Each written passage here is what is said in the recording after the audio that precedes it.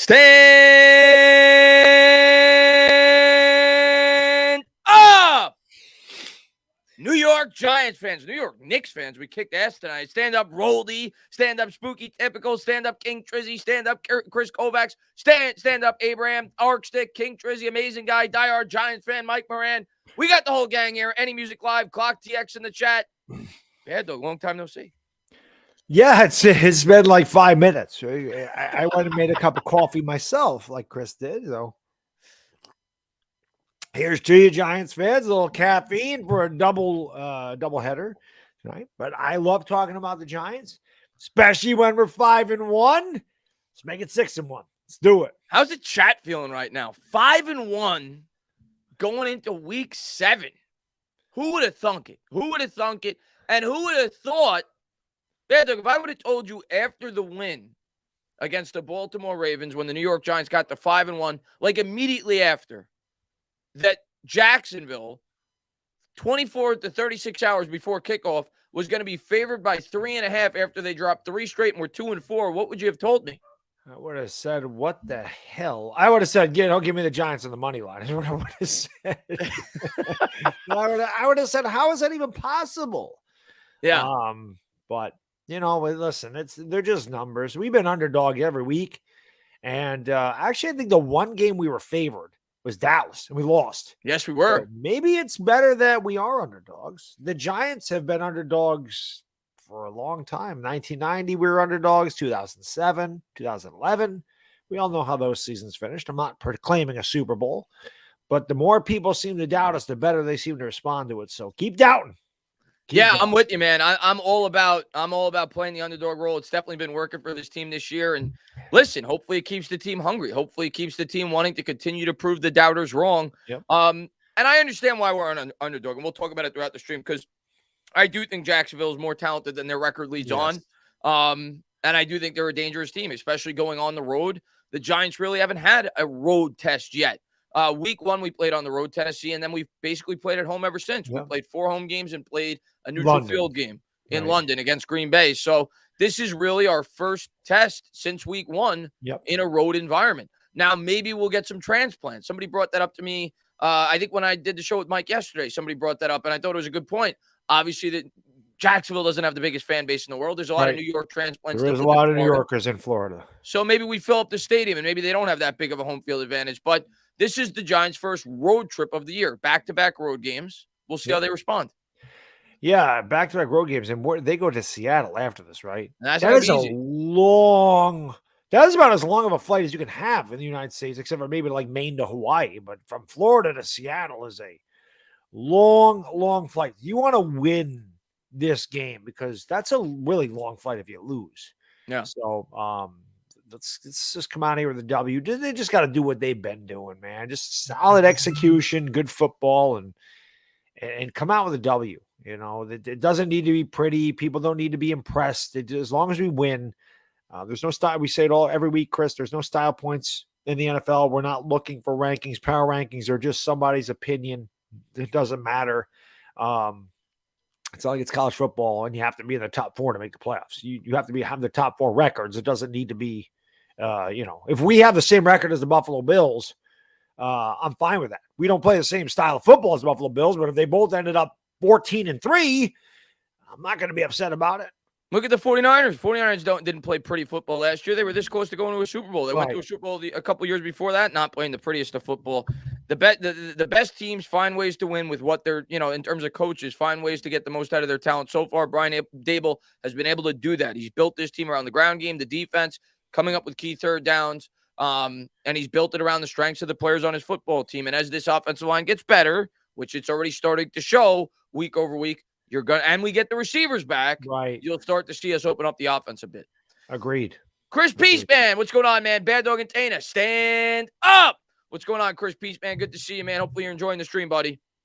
Patrick in the chat, he says, Vegas in cahoots with ESPN. Perhaps. Good for them. Perhaps. And listen, whatever the reasoning is, I'm going to put my money where my mouth is. I'm going to tell you that right now. If I lose, I lose. I'm taking the Giants this week, Baddog. Yeah.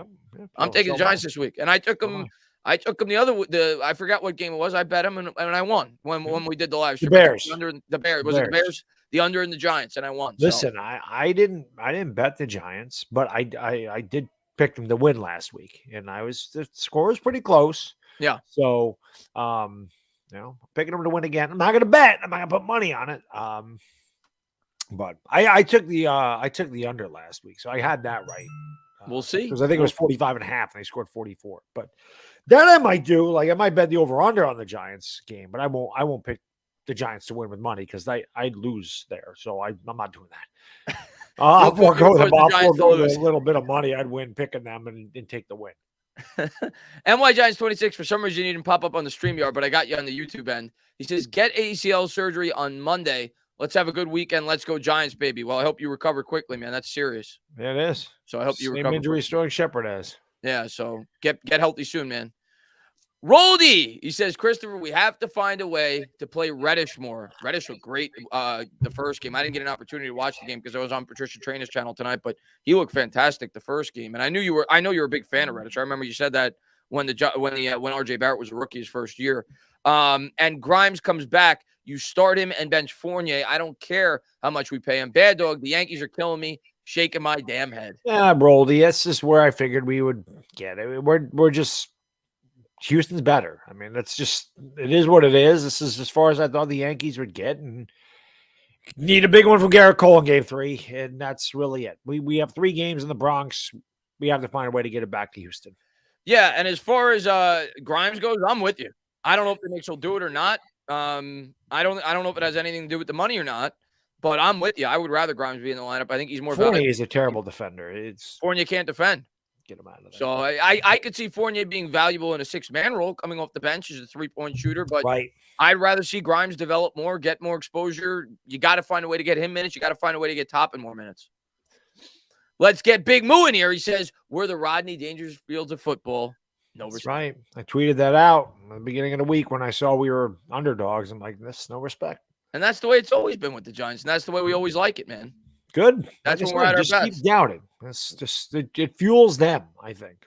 I think the fan base loves it too. Yeah. We feed off. We like the underdog role. Absolutely. We've always loved the underdog role as a fan base. Absolutely. 86. I liked that too. Don't get me wrong. 08, we loved it too. Yes, we did. Clock TX says 49ers picked up Christian McCaffrey for a boatload. Yes, they did. I don't have the exact trade in front of me, Bad. I think it was 2nd, 3rd, and 4th this year, and 2nd and 3rd next year, or just 2nd next year. Pull it up right now. I'm gonna pull it up. I think it's 4 picks. I think it's 2nd, 3rd, and 4th this year, and a 2nd next year.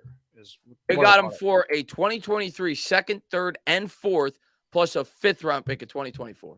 Okay. So a 2nd, 3rd, and 4th the next year's draft, and a 5th round pick in the following year. That's what they got. I think this helps my fantasy team, though. I have Christian McCaffrey. So I have Christian McCaffrey as well. So yes. I think it helps me too. Our fantasy team's actually pretty good this year, knock on wood. It's not bad. Oh, yeah? You're doing well this year? Yeah, we have the second. Well, listen, we're unlucky. We're 3-3, but we have the second most points in the league out of 12 teams because our team's good. It's just some weeks, man, we go against a guy that has we went against a guy when Lamar Jackson had the freaking enormous game against the Patriots. Of course, we went against Lamar Jackson that week. Like that happens to us a lot, but we have a really good team this year. Chris Olave had a nice game last night. He's been really good for us. Joe Burrow started off slow, but now Burrow is going to start whooping some butt. McCaffrey's been pretty decent. So we have what's his face? He won us a game. Devontae Adams won us a game last week because he had a big game. So yeah, we got a pretty good team. Yeah, McCaffrey. That's a very interesting trade for me, the McCaffrey trade, because I think he fits the 49ers offense so well with the pre-snap motion. They've never really had an unbelievable running back like Christian McCaffrey, and you've seen what Shanahan's been able to do with that offense in terms of running the football because of what they're able to do in terms of pre-snap motion.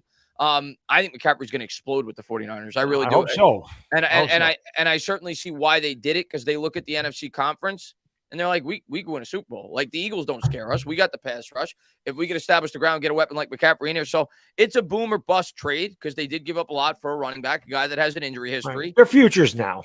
Yeah, but if McCaffrey helps them win a Super Bowl. That's what I'm saying. They know their window of opportunity is right now. Yeah. So they're figuring all those draft picks, we're not going to get a player the same as McCaffrey. So let's just get McCaffrey. Yeah. So I think I know a lot of people look at the trade and they're like they were stupid. If they win because of it, they don't look so stupid. Right, exactly. You win the trade when you win a championship. It doesn't Yeah. matter what the hell happens after that. The whole reason you make the trade is to win a championship. So. Yeah, so we'll see. It's a risky move, but I think it could pay off. And I'm happy because I picked the 49ers to go to Super Bowl before the year started. So now I'm like, all right, I got a chance again. Mike Moran says Ingram owes us a few drops. He certainly does. He owes us a few tips in the air for interceptions. That's what he owes us. Because God forbid, how many times that ball bounced off his hands or shoulder pads and it was intercepted. So he owes us. They should be working on the tip drills every day at practice this week, Baddog. Yes, agreed. With who we're going up against. Agreed. So hopefully Ingram provides us with a couple of interceptions. I'm not going to lie. I worry a little bit about Ingram in this game. I really do. And I know as Giants fans, we laugh that off. We make fun of Ingram. He was not a good New York Giant, but I look at how we guarded the tight end last week. And I know he doesn't have hands, but I know that Ingram could get open. And against our coverage, in terms of the way that we guarded the tight end last week with Mark Andrews, I worry about him. I also worry about Travis Etienne coming out of the backfield as a pass catcher, Christian Kirk in the slot, where we've been very vulnerable this year. So their weapons, I feel like they match up well against us in certain areas in this game. I agree. Mark Andrews is really good, though. Oh, yeah. Mark Andrews is so underrated. Like he's a top 5 tight end in this league easily. And he doesn't get, he doesn't get a lot of respect though. You hear about Travis Kelce, Dallas Goedert. You hear about these guys. You really don't hear about Mark Andrews in the same class, but I think he's right there. And you talk about the matchups, and we discussed this on Patricia's stream right before this one. Jacksonville's really good against the rush. They're a top 5 rush defense. They're 3rd in the league in yards per carry on average, 3.6. So their strength matches up against our strength. The Giants might have to get creative in getting Saquon the ball. Maybe this is a game where we see Saquon catch more passes out of the backfield for him to get open. Maybe we try to get him out on a wheel route. I know that play takes a long time to develop, but we've talked about this, Chris. The offensive line is getting better week in and week out. So if they can protect, I felt like this offensive line did a good job of protecting Daniel Jones in the second half against Baltimore. There was one play, I forgot what it was, but I remember him throwing a pass down the field. Like, look at that pocket. Like that was, you want to see him. Like that was perfect. So I do think that their secondary can be had. And I think that, again, you might see Saquon a little bit more in the passing game, than we've seen him in the past, just to maybe get him the ball because it might be tough to run against their defensive front. Yeah, I agree. I think that's where we're going to have to attack them. This is going to be a game, and I don't want them to get away from the run because that's our bread and butter. That we try to control the clock. We try to win the time of possession. Our best player is Saquon Barkley. We all realize that. That's where we're going to win and lose football games. But I do think we're going to have to throw more this week. Yeah. So we'll see what they do to adjust to that because Jacksonville certainly has a good run defense. And if they do have a weakness, it's through the air. I mean, last week, Matt Ryan threw almost 400 yards. Their safeties, PFF wrote an article on it after week 4, talking about how they have one of the worst safety cores in football. And they're pretty strong everywhere else. They got a really good young linebacker in Devin Lloyd, a guy we like. Obviously, they got the 2 good young edge rushers. Yeah. With Walker and Josh Allen. We remember Josh Allen very well. Josh Allen well. Yeah. So, and they got a good young cornerback. Now, they are without their second cornerback this week. So that may be an opportunity. Maybe we talked about it in the other stream with Patricia. Maybe you look for Slayton. You try to hit a couple of deep shots with him. Maybe Wandale Robinson's more active in the game this week. So, yeah. So we'll see. We'll see how they attack this defense. But this Jacksonville defense is good. There's no doubt about it. Now, one area where they do struggle, and where the Giants have been getting better, Jacksonville ranks 23rd in the NFL in red zone defense. They give up a touchdown 61% of the time when the opponent enters inside the 20. So if the Giants can get it inside the 20, they've been vulnerable in that area this year. So we did great last week in that. We were really maybe Daniel Bellinger gets another touchdown. Yeah. I love Daniel Bellinger. Can I go on record that? I love that kid, man. Again, he's just, to me, he embodies what the Giants are. He doesn't jump off the page at you. He's not a guy where you're like, oh my God, this Daniel Bellinger kid is explosive. He's amazing. He just does his job, and he's effective at what he does. And that's kind of like the whole team. Like nobody, outside of Saquon, I don't know if anybody really jumps off at the page. You're like, this guy is next level incredible. I think Thibodeau could get to that point. I think he's getting better every week too. But I love Andrew them. Thomas, Dexter Lawrence. Yeah. They're getting I mean, on the offensive side of the ball, really don't have that. Yeah. No, I agree with that. The offensive side of the ball, it's Barkley and Thomas. Those are the only two guys that are above and beyond so far this year. Right. Gavin, man, thank you very much, man. My favorite part of the week is listening to all the talking heads convince me how amazing Jacksonville is. Giants win 35-14. Hey, man, I love it, and I hope you're right. I hope we go. I'm not taking them for granted, though. I'm going to continue to say I'm not taking them for granted. I do think they're better than their record indicates. But what I will say is this, Bad Dog, we've seen this before. I remember after we beat Tennessee week 1, and it wasn't just the talking heads. I remember on my channel and on Twitter, so many Giants fans told me I'm actually more scared of Carolina than I was of Tennessee. And tons of people were saying that. I remember it. People were saying Carolina is better than people realize. They could knock off the New York Giants. So the Giants, people doubt the Giants. And I get it. We've been a horrible franchise. But all of a sudden, everybody says Carolina stinks. But I remember after week 1, people were saying, look out for Carolina. They're better than you realize. I'm actually more scared of them than I was at Tennessee. Tons of people said that. So we'll see. We'll see how we stack up this week. And you know what's funny, Chris, is now people are like, oh, Green Bay's no good. I mean, Green Bay stinks. They're not what they were. Oh, Baltimore stinks. They're not a good team. I mean, so who is a good team? Yeah. They're still like, oh, the Giants haven't played anybody. Well, I mean, who's a good team? I'm trying to figure that out. I guess and if we do lose somehow, people are like, oh, see, I told you the Giants are no good. You lose to 2-4 Jacksonville. You can't win. You just can't win with some people. It is what it is. We're 5-1. I think this is winnable. I think we can it's certainly winnable, especially with Wink. I think this comes down to Wink's game plan and the way he brings the blitz and tries to confuse Trevor Lawrence. Trevor Lawrence is going to be a great quarterback in this league, but he's still learning. And I think an experienced defensive coordinator like Wink Martindale can definitely put us in a good situation. It stinks that we don't have Azeez Ojulari. It stinks that we're not going to have O'Shane Ximines. But I do think Thibodeau is getting better every week, and having Leonard Williams is a big help. And Dexter wants to play like an all-pro. I still think we're going to get pressure on Trevor Lawrence, and I think that we can force some turnovers and win this game. Yeah, we'll see. But again, not taking them lightly. I do respect their football team. I do think they have a good football team, and I do think they're better than their record indicates. So we'll see. But is it real quick? Is my guy Afghanistan in here? Because Afghanistan, check out my coffee mug. There you go, Michael. I know Afghanistan. It's like his favorite Halloween movie. So did you see the new Halloween? I did. Yeah, we watched it. I'll be honest, it didn't make a lot of sense to me. It wasn't awful, but I'm like, my friend Jared's a huge horror guy like you, and he was very disappointed with it. Yeah, I didn't really understand it. I mean, when you make 15 Halloweens, I mean, how many? I like the first 4, and I am a big fan of Halloween 3, even though it's got nothing to do with the other movies in the franchise. I'm a big Halloween 3 fan. I really liked that movie a lot. I didn't like it when I was younger, but it grew on me. After part 4, I mean, I watched them, but it's Yeah, it's just the same thing over and over again. When Donald Pleasance passed away, that was not the same.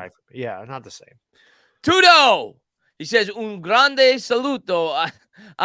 He's got all Italian. Appassionato di irreducibile dei New York Giants Italiani in America.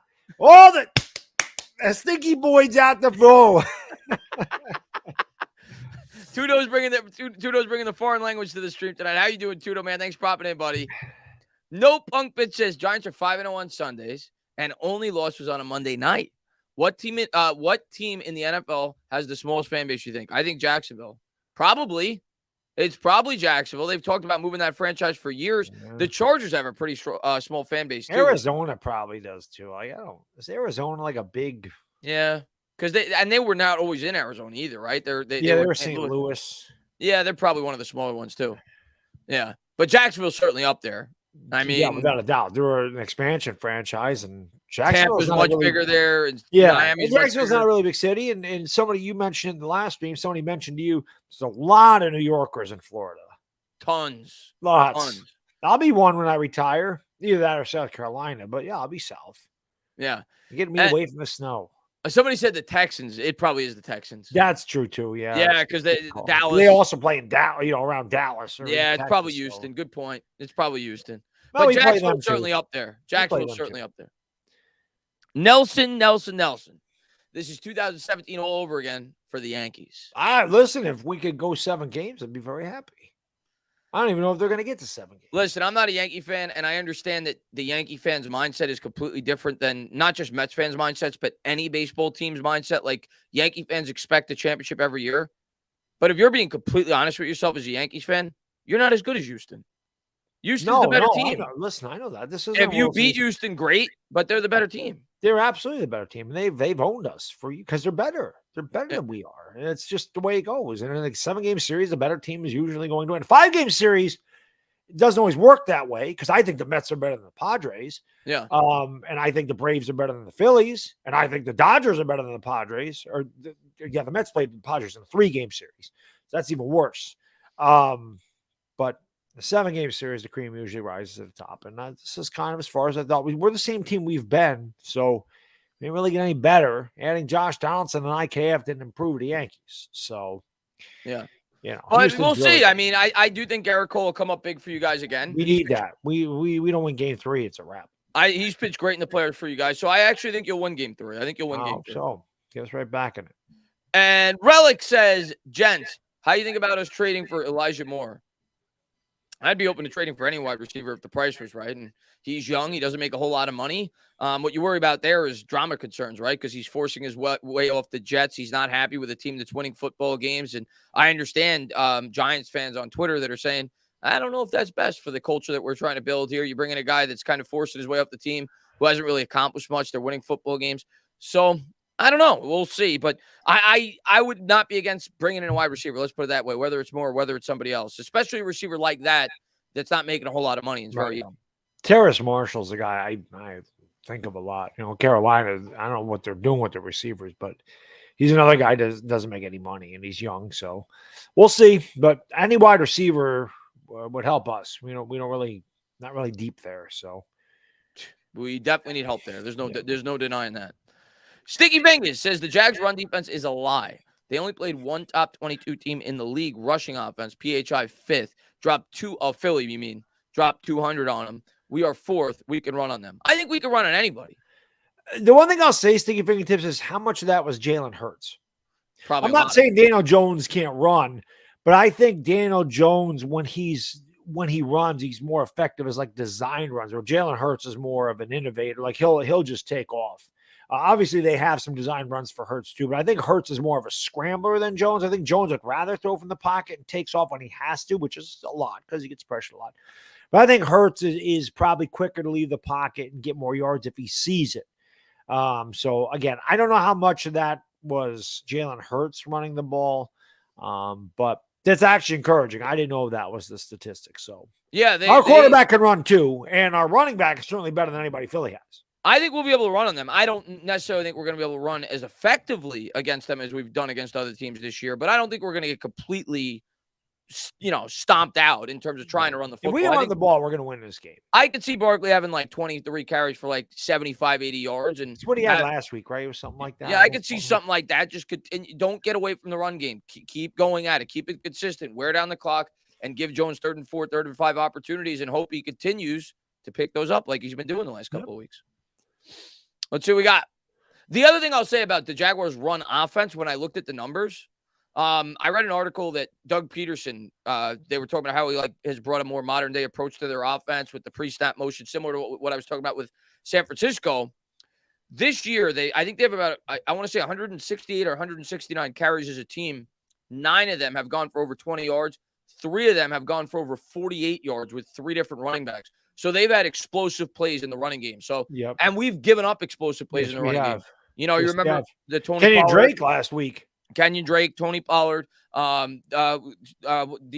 was the other one? Chris McCaffrey had a 50-yard run against us. So we've been prone to give that up, and they've been able to create big plays in the run game. So that's another thing I worry about in this contest. Yeah. LA Lou says, Bad Dog, Afghanistan just got here. Show the mug. There you go. My coffee mug. There you got go. this from Spirit Halloween a couple weeks ago. And Tommy B says, so hyped for the game. I live in Jacksonville as a Giants fan, and going to the game with my Jags fan. I'll keep you all posted. Let's go, G-Man. Enjoy the game, Tommy. Let's go, baby. Enjoy the game, man. Enjoy a W, Tommy. Let's go.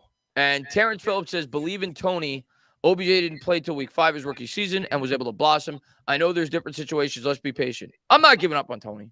I have my doubts about him being able to stay healthy. We discussed it in the last stream. Yeah. I don't have doubts about his ability. I will say this. Do I think he's been a bit overrated? Yeah. I try to be as fair and objective as I can be when I talk about the players on the New York Giants. I had Giants fans last year comparing him to Odell Beckham. I've never seen that. But do I think he could be a very good wide receiver in the NFL? 100%. My only question with him, it's not even work ethic. I don't question that. I don't know enough about the guy. I didn't like him not showing up to voluntary camp, but whatever. It's not his rap thing. I think that's completely ridiculous and overblown. But I worry about his ability to stay on the football field. And it's a pattern going back to college. But if Toney could stay healthy, Toney could be a very good wide receiver. A very good wide receiver. Listen, I've said that. I said this in the last stream as well. Everybody's talking about trading for a wide receiver. Now, Kadarius Toney hasn't shown the ability to stay healthy. But if you get him after the bye, right before all these divisional games, and he can stay healthy, we don't need to trade for a receiver. There's our receiver. There's our number one receiver. There's a receiver we technically traded for if we can get him on the field and he can stay. And that's a big if.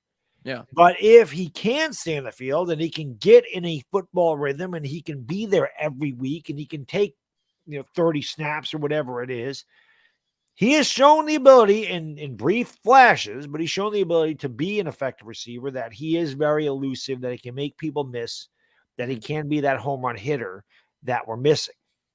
Yeah. So let's hope that he gets healthy and he's ready to go after the bye. I mean, hopefully he's ready before, but if they don't want to push him and then we'll want to wait till that game against the Texans till he's 100% healthy, because Kadarius Toney came out and said he feels like he came back a little too soon and probably aggravated the hamstring. Let's hope going forward that he's healthy the entire season. And again, that would give us our receiver that we're missing. So, because again, when we're talking about trading receivers, we don't have a lot of money. So that comes into play. You think about this. If we get Toney back, the real Toney, a healthy Toney. Yeah. We saw what Wandale Robinson looked like last week. Right. Wandale Robinson had 37 yards, should have had 50 because he dropped the pass. Yes, he did. In 15 snaps. Yeah. With a touchdown. So you think about Wandale Robinson in this offense. You think about adding Toney, if he could get back on the field after the bye. Slayton, not a bad third option. Bellinger with Barkley in the backfield. You can make do with that. Yeah. You can make do with that. The offensive line getting better week in and week out. It's not the Eagles' weapons. No. But you can make do with that, though. It's better than what we have now. Yeah. And Terrence Phillips, stand up, new member. Welcome to the squad, man. Thank you very much, man. Rachel Sinclair says, what did Rachel Sinclair say? She said, love both your content. I've heard the reason why Kadarius Toney is not playing is that he is pursuing his rap careers. And I don't know. I'm not friends with Kadarius Toney. I'm not within that locker room. But to me, I think that's overblown. And I told Baddog this, and I think it's a pretty fair comparison, because I remember it as a kid growing up. I'm a Mets fan, but I remember those great Yankee teams. And Bernie Williams used to be playing guitar in the clubhouse, and now he's a professional guitarist, a professional musician after baseball. And he used to always talk about his love for music and his love for potentially becoming a professional musician. I remember him and Paul O'Neill used to make music together in the locker room. Because O'Neill was a drummer. He was a drummer, and Bernie was a guitarist. They won, so nobody talked about it. But to me, no, you're allowed to have interest outside of football as long as you're putting in the work, and I'm hoping he's putting in the work. But I'm not reading too much into that. I'm more concerned with his injury history. I'm not too concerned with that. Right. And the other thing I mentioned to Chris is when Bernie and Paul O'Neill were playing, we're talking 25 years ago. Social media wasn't around 25 years ago. You didn't have Twitter and Instagram and Facebook and everything else, YouTube, and people talking about these guys and bringing this up and having the tens of thousands, hundreds of millions of eyes on these comments. So obviously a lot of that flew under the radar, but Chris is right. If Kadarius Toney was healthy, we wouldn't even be mentioning his rap career at this point. Now, like I think Chris mentioned this before, if he's missing games because of his rap, because he has a concert or something, they're different. But yeah, I don't think his rap career has got anything to do with his hamstring. He's just got to get healthy. He's just had injuries. I mean, it's unfortunate, but hopefully he gets out there and hopefully makes an impact for this team over the second half of the year. And Big Moose says it's great to see how comfortable Wandale looked. Yeah, listen, I was really encouraged with Wandale's performance last week, Bad Dog. I really was. And We talked about as Giants fans, we didn't know what to expect with Wandale when we drafted him because he's 5'8", or they're going to use him as like a gadget receiver. Yep. He was used as a legitimate slot receiver. He was running legitimate routes, and he was getting open. He was creating separation. He looked impressive to me in his debut start in limited action. Really impressive. And I think he's going to take over for Sterling Shepard. I think he's going to do it without missing a beat. Yeah, he was on a limited snap count coming off the injury. And, when we drafted him, obviously there was a lot of head scratching. Why did we take him? And I know you and I, at least, and I'm not usually the patient guy, but I was patient because I said, well, we got to see there's a reason they took him. They know their scheme. We didn't know their scheme, but they obviously have selected players in this draft that fit what they're doing. And that's why you see a lot of them are producing, like Daniel Bellinger. And yeah, I'm excited too, because I think that our wide receiving core getting healthy is certainly going to help. And if you have a guy like Kadarius Toney out there, or I'm sorry, Wandale Robinson out there with a healthy Kadarius Toney, I think it could open up the field for everybody else. But yeah, Wandale Robinson obviously was a big, scored a touchdown. I mean, that's huge. And I think he'll only get better too as he gets more snaps, as he gets more acclimated, as he gets more healthy and used to the playbook, and he gets that chemistry and rapport with Daniel Jones. Maybe you see him a little bit in the Wildcat. Maybe they use some jet sweeps. Maybe they do use him a little bit more creatively this week, but definitely encouraged by his performance last week. And I think that he'll get better as time goes on. Yeah, I think he's only going to get better. I think they had a clear plan for the kid, and I'm excited for Wandale. I think he's going to be a big piece of the future for this football team. Sticky Fingers says, Wandale, Toney, and OBJ. Did you see the tweets? I'm assuming you're talking about the tweet where Beckham said, Saquon retweeted something Beckham said. I don't remember what Beckham said. He said, "Hey, teammate." Yeah, and then Barkley said family reunion or something like that, or I don't know. I'm not reading too much into it. Maybe he'll come back, maybe he won't. I know Giants fans get excited about that, and listen, I'll welcome him back with open arms. We need all the help we can get at the wide receiver position. I have said since the day he got traded, there's part of me that thinks he ends up back here. Now, when that is, if that is, who knows? But he wants to come back here. Yeah, he wanted to be a Giant. Losing. Unfinished business. Hey, maybe he will. We'll see if the Giants want to bring him back. But if the Giants offered him some money, I'm sure he would come back here. Landon Collins is happy to be back here. Listen, I know a lot of Giants fans may not want to hear this. I would be completely open to sign him on a 1 or 2 year deal. But I don't know if Joe Shane's going to view him as a guy that is somebody that he wants to build with long term because of his age, because of the injury. So he may, I don't know. We'll see. He may look elsewhere, though. He may look for a younger alternative. But could I, for 1 year? I heard the Vikings are somewhere he could end up going. But we'll see. We'll see. But we'll see. Nameless Grifter says 2 weeks ago, I had the goal to say we had a better than a 50% chance to be 4-2. Now at 5-1, I say we have a better than 50% chance of being 8-2 before Dallas. That would mean we go 3-1 over the next 4. We could do that. I would say that's where I have it, about 50%. Yeah. I have us going either 3-1 or 2-2 over the next 4. So I was at 8-2 or 7-3. I'm slightly leaning 8-2. Here's what I'll say. If we win this week, I'm strongly leaning 8-2. If we lose this week, I'm probably strongly leaning 7-3. Yeah, that flight to Seattle will be incredibly long. I think this week will decide whether or not I think we're going to be 8-2 or 7-3 after the 4-game stretch. Yeah. The Seattle game, again, nothing's a slam dunk for us. I think I still have PTSD from the last 5 years of the Giants. I still don't think anything's a slam dunk for us. And I do think Jacksonville will be incredibly tough. It's not a team we can overlook. We can't overlook any team. But flying from Jacksonville to Seattle is a long Seattle's tough to play. Flight. And Seattle's a tough place to play. And they're better than I thought they'd be. So if you lose, it's a really long flight. If you win, you don't care. You don't care. And that's a little storyline going in that game. Geno Smith. Yeah. A little bit of a storyline there. A little bit. Pencilman says, after seeing what Wandale did in limited snaps, hope Dable turns him loose this week. I don't think he's got a choice. Yeah, he'll definitely get more snaps if he's physically able to. We got to remember he's still coming off an injury. Maybe they feel like he's not ready to get more than the amount of snaps he got, or maybe they'll start to ease him back slowly and surely. But if he's 100% to go, I think he's going to be the most featured wide receiver for this team this week. So we'll see. I don't know. I don't know what his health is, right? But if he's 100%, I think Wandale's going to have a big game, Baddog. Yeah, I definitely think there's a possibility for him to have a big game for sure. We'll see.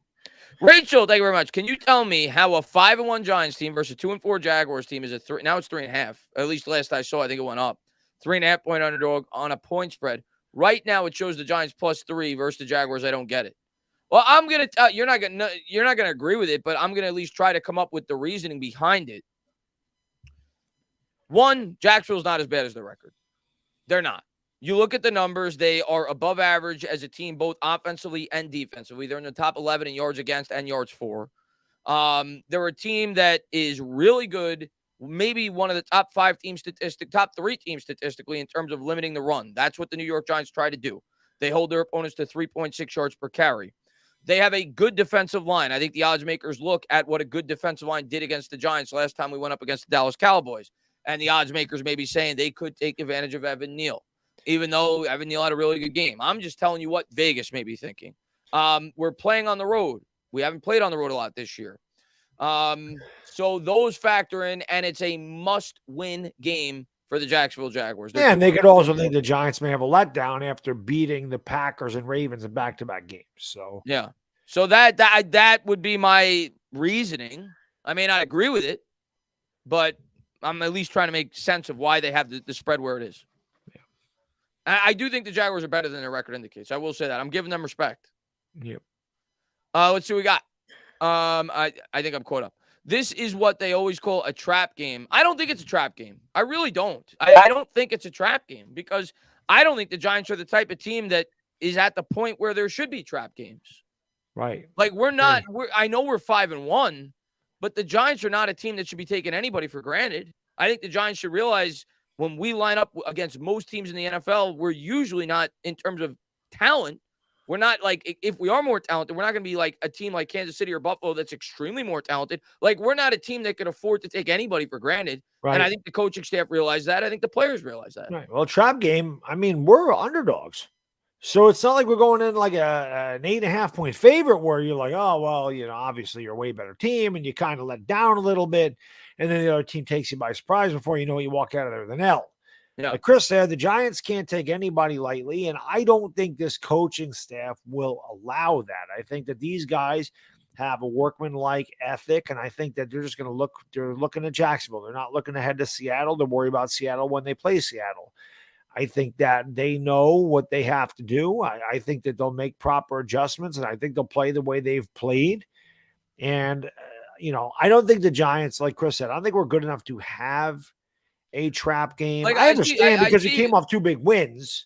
Yeah. This is a team that's I think letdown game is a better term than trap game. Because to me, Ovi, the term trap game to me, for me at least, when I think the term trap game, that means you're thinking ahead to your next week's opponent. Right. Like, I don't think Seattle's better than Jacksonville. Like, it's not like the Eagles are up next. It's not like the Cowboys are up next. Right. So, like, I don't view this as a trap game. I don't. Now, maybe it'll be a letdown game. But I don't think the Giants are overlooking this opponent thinking about Seattle. Right. Am I wrong in that? I don't think I'm wrong. No, that's what I'm saying. I think they're just looking at Jacksonville. I don't think they're looking ahead.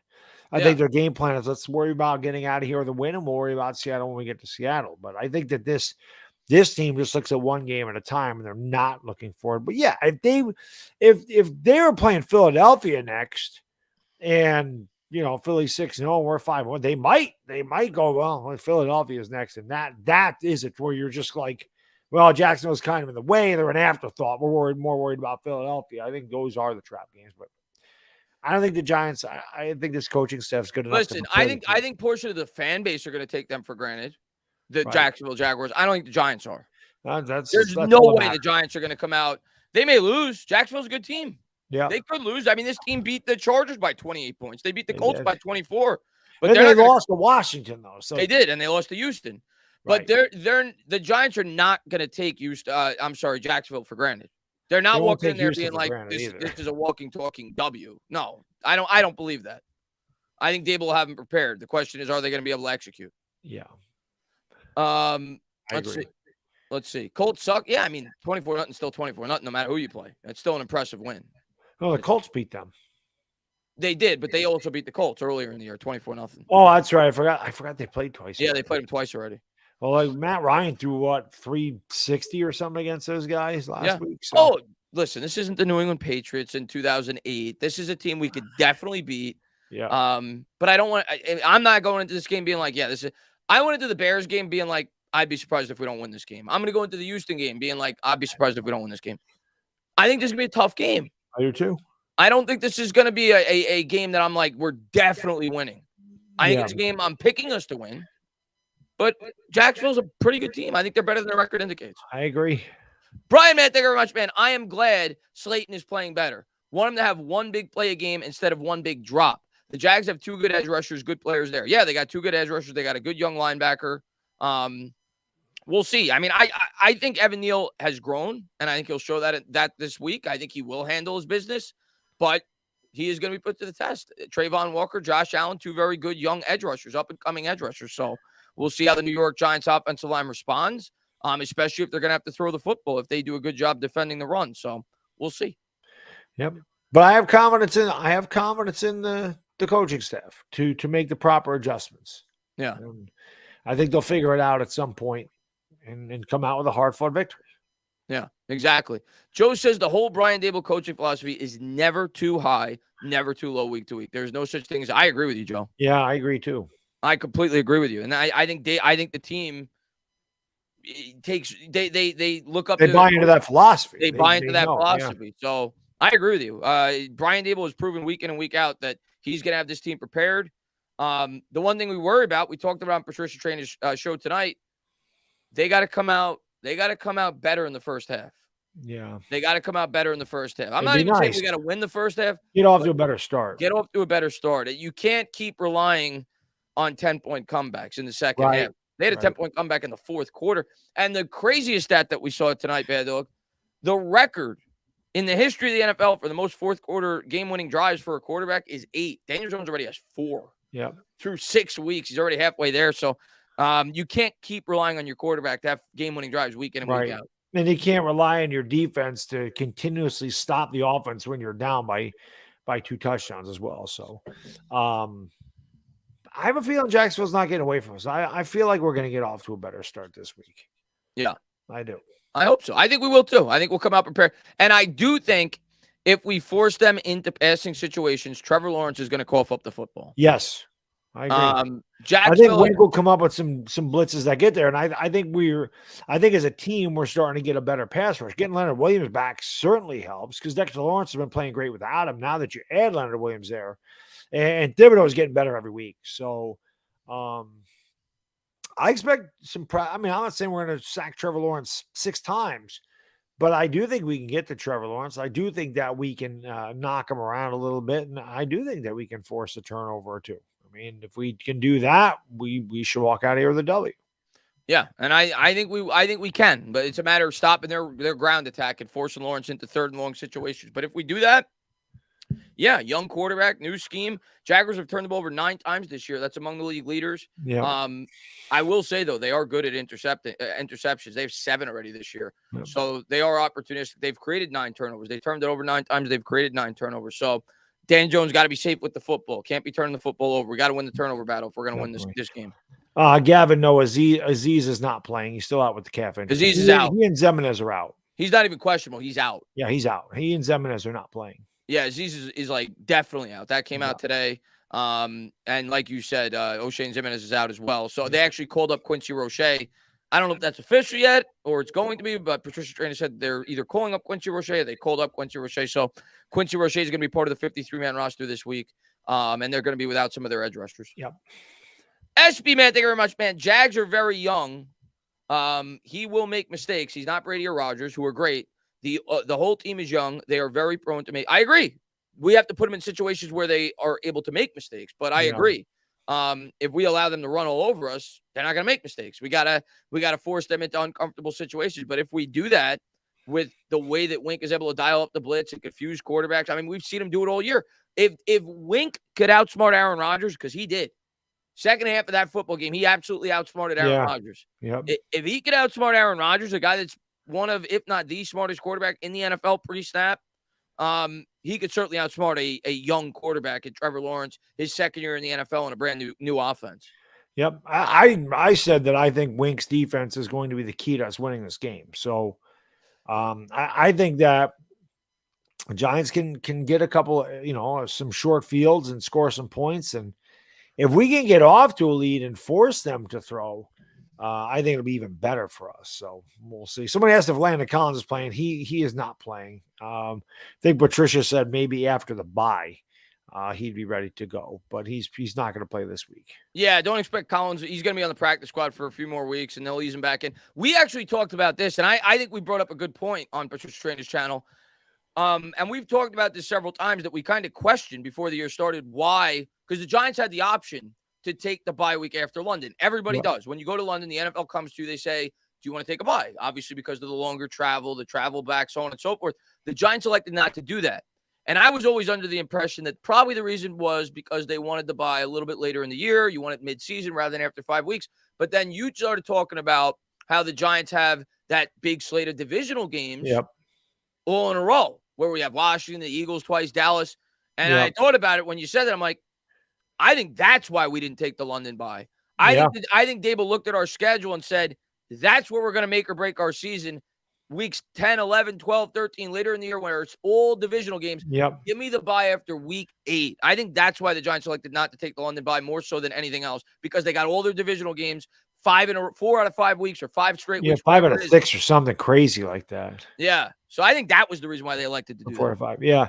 Yeah, because you get the bye, you're going to get your guys healthy, and you're going to make that run, because like you said, that I don't know obviously they expect to win every game. That's what the Giants do. But if you look at the schedule and you sit out there and said, if they're going to make any run at this division, they have that massive run of division games. And you usually figure the NFC East has been close. If you can win a lot of those games, you're going to put yourself in the best position to win the division. So having that bye right before that, you get ready for that set of games, you try to get healthy. And like I said, hopefully, Kadarius Toney is ready to go at that point. If he doesn't make it back before the bye, okay. But if he can get healthy after the bye, it obviously gives us a much better weapon in the receiving, game. So, again, you get Toney back, you get Ojolari back. Hopefully, maybe you get either Aaron Robinson or start to get healthy. You hope you get healthy on that bye week, and you get ready to go against those division opponents. Yeah, and if we're healthy over the second half, if we could win 3 out of these next 4, you're 8-2. You get healthy after the bye. Who knows what could happen? Right. Who knows what could happen? Right. 1 week at a time. Big Moose says Dexter is getting at least 1 sack, and Mr. Tibbs is going to get 1. From your lips to God's ears, man. Be awesome. From your lips to God's ears, man. And Dexter to me has been our best player on defense this year in terms of it on a consistent basis. I mean, week in, week out, the guy. I mean, he's made the play of the game.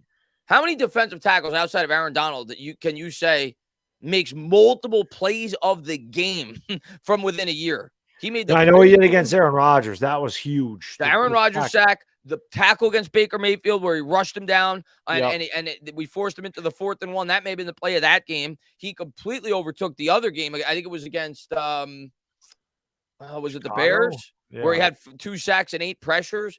Like he's been on another level. Yep. Dexter Lawrence been on another level. Getting the best out of him. Yeah. And you think about what this pass rush could be. Like, it is scary, bad dog. Like, once Kayvon develops, because I think we all see it. I think we've seen it the last 3 weeks. You see the potential in this guy. Yes. And he's not even grazing the surface because he could still put on 10, 15 pounds of muscle. But you see the get off. You see the bend. It's the energy. The energy. He's and then you think about it, Aziz being thrown back into this lineup with Dexter and Leonard Williams. Holy hell. Yeah. You might have something. It could be something else with Wink's defense. So that's what you hope for. You hope after the bye, obviously before you'd love to get healthy, but you're hoping after the bye, these guys are 100% ready to go for the stretch run against our divisional opponents, and we whoop their ass. I love what we're building in terms of the pass rush. Kobe, man, thank you very much, man. I want DJ Moore. I just wanted to say that. Love you guys. Keep up the great work. We appreciate that, Kobe. And listen, I'd love DJ Moore. I think he does fit the offense very well. We need a number 1 wide receiver, but I don't think that's happening. Mainly due to his contract more than anything else. He's got a lot of money next year. I don't think that's happening. That's not to say we won't trade for a receiver, but I don't think it'll be him. Maybe it will be, but I don't think it will be. I don't think we're going to end up with DJ Moore. Yeah. The more I look into his contract. No Punk Bitch says the comebacks are great, but let's get a nice decisive blowout. I love it. And what is the best of your favorite sport? Wait, what is the best or your favorite sports month of the year? This one. Let me think about this. You think this one? Playoff baseball. Yeah, Giants playoff baseball, basketball coming up. Hockey starts too. This is definitely up there. I'm trying to think of anything tops October. I love March Madness, but there's nothing else. Right. You can't say March. April, I mean, you get baseball starts up and you get the NFL draft. April, you got the draft. You got the end of March playoffs Madness. are going. You got the Final April, Four. Maybe a close second. That's pretty good. April, May, that area is pretty good. Yeah, April's pretty good, but I think October's my favorite. October, I agree with you. September, October. That's prime time. That's prime time. Yep, I agree with you. And I know Punk Bitch, man. Thank you very much, man. Let's see. But hopefully February for the Giants sooner than later. Hopefully we start. Oh, yeah, that'd be fantastic. January would be awesome. We could get there. But yeah, I think it's my favorite sports event of the year. Even though I'm not like the biggest college basketball, I've always loved March Madness. Oh, who doesn't? I love March Madness. That's why it is the most popular day for men to get a vasectomy, because they can't. It's the truth, because they can't move for like 2 days. So they just sit on the couch and watch March Madness for 14 hours. What's better than sitting on your ass for 14 straight hours after you had a vasectomy and watching college basketball for 14 hours? Nothing better than that. No, well, take the vasectomy out, but I mean, 14 hours on the couch watching March Madness is pretty damn good. Yeah. Big W, man. Thank you very much. It says, if the Panthers are really selling, would you see if Horn is available? Sure, but I don't know why they would sell Horn. Like, just because they're selling doesn't mean they're going to sell everybody. Right. J.C. Horn is still young. He's still on a rookie deal. He still plays a very important position. Why would and it's one of the most important positions. So you probably want to build around that guy instead of getting rid of him. Yeah, I don't see that to me, he doesn't make sense. Like, to me, DJ Moore would make more sense than Horn, because DJ Moore makes a lot of money now. So they may be like, we're knocking this whole thing down. Right. We want to start getting extra draft capital, getting rid of salary. To me, J.C. Horn would make no sense. Like, I don't know why they would trade him. Yeah. Kobe, man, thank you very much. Claypool or Elijah Moore? I mean, who's ever cheaper? Right. I know ENA got time would love Claypool. He was a big Claypool fan out of the draft. I remember that. But yeah, whoever they feel fits the scheme better. Right. You know. Big Moose says, would like one game where I could breathe in the fourth. You're not getting that. This is the Giants. Yeah, it would be even nice. Even when we were winning our Super Bowls, it was very rare where you could breathe in the fourth. It's true. Very rare. It's true, especially in the playoffs. Even leading up into the playoffs. Like, you think about the year we won the second Super Bowl with Eli, like the Jets game we were trailing before that 99-yard touchdown. Yeah. At that point in the game, when we were on our own 1 yard line, in my head, I'm probably like, we're probably going to lose this game. You think about the Cowboy game late in the year to make the playoff. Like, we've never had it easy. It's just the Giants' way, bad dog. It's true. 2008, we had it pretty easy until Burris. Yeah, we were blowing everybody out. That was nice. That was a different animal. But yeah, and I will say, the 2011 Super Bowl run, the Falcons game was easy. The Packers game was easy. 24-2.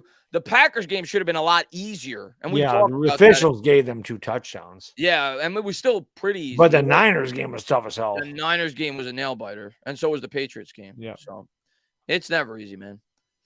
Patrick, man, thank you very much. He says, you always hear the teams slim the playbook because it's complicated, whether offense or defense. But Winks D is complicated from what I hear, but there was no need to slim it down. Why?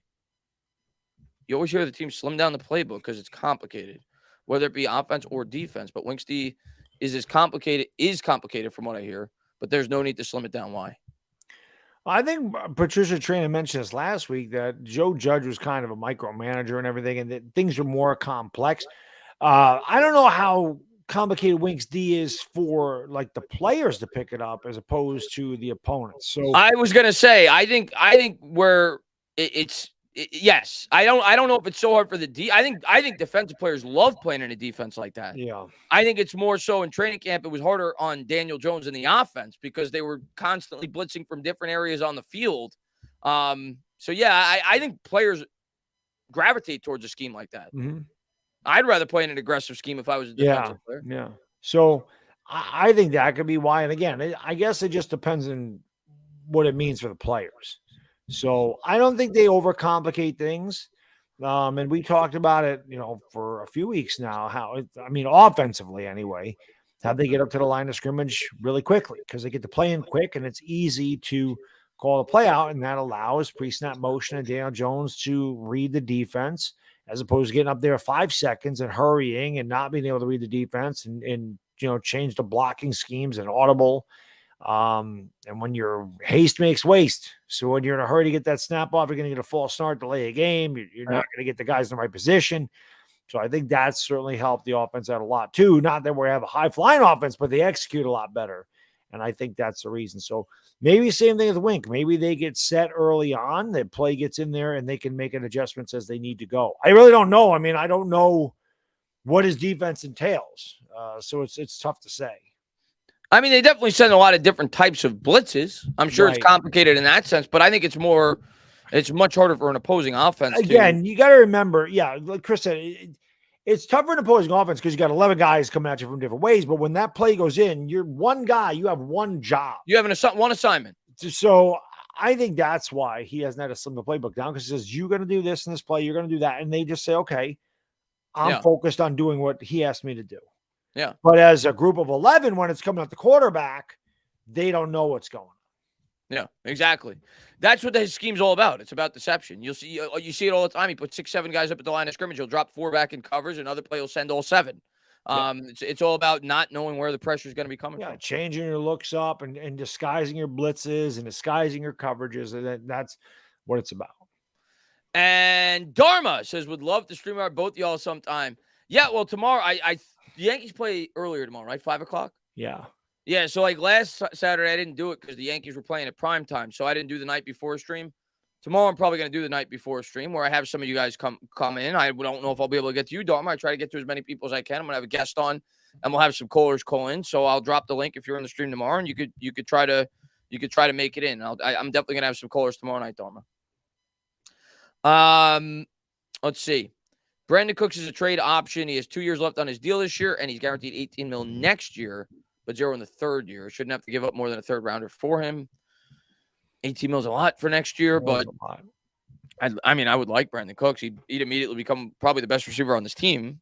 I don't know how he's doing this year, but I don't know. We'll see. We'll see if the Giants are buyers. Again, though, that's kind of like DJ Moore. I think we just said he was $15 million next year.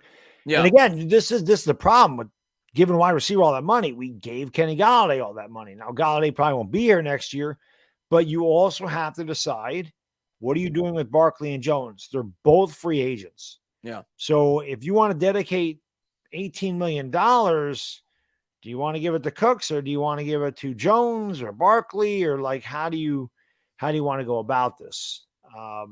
That's the thing. The Giants are still kind of building. This isn't a finished product. Like I said, we're way ahead of schedule. I just don't know if we're ready to throw big money at a wide receiver next year when you even could draft a wide receiver. So again, this is why Chris and I are on YouTube and Joe Shane is where he is. That's his decision. But I have a feeling they're going to stand pat. I don't feel like they're going to make it like a huge move at the trade deadline. They might pick up do something minor. We just don't have the money. That's the next year.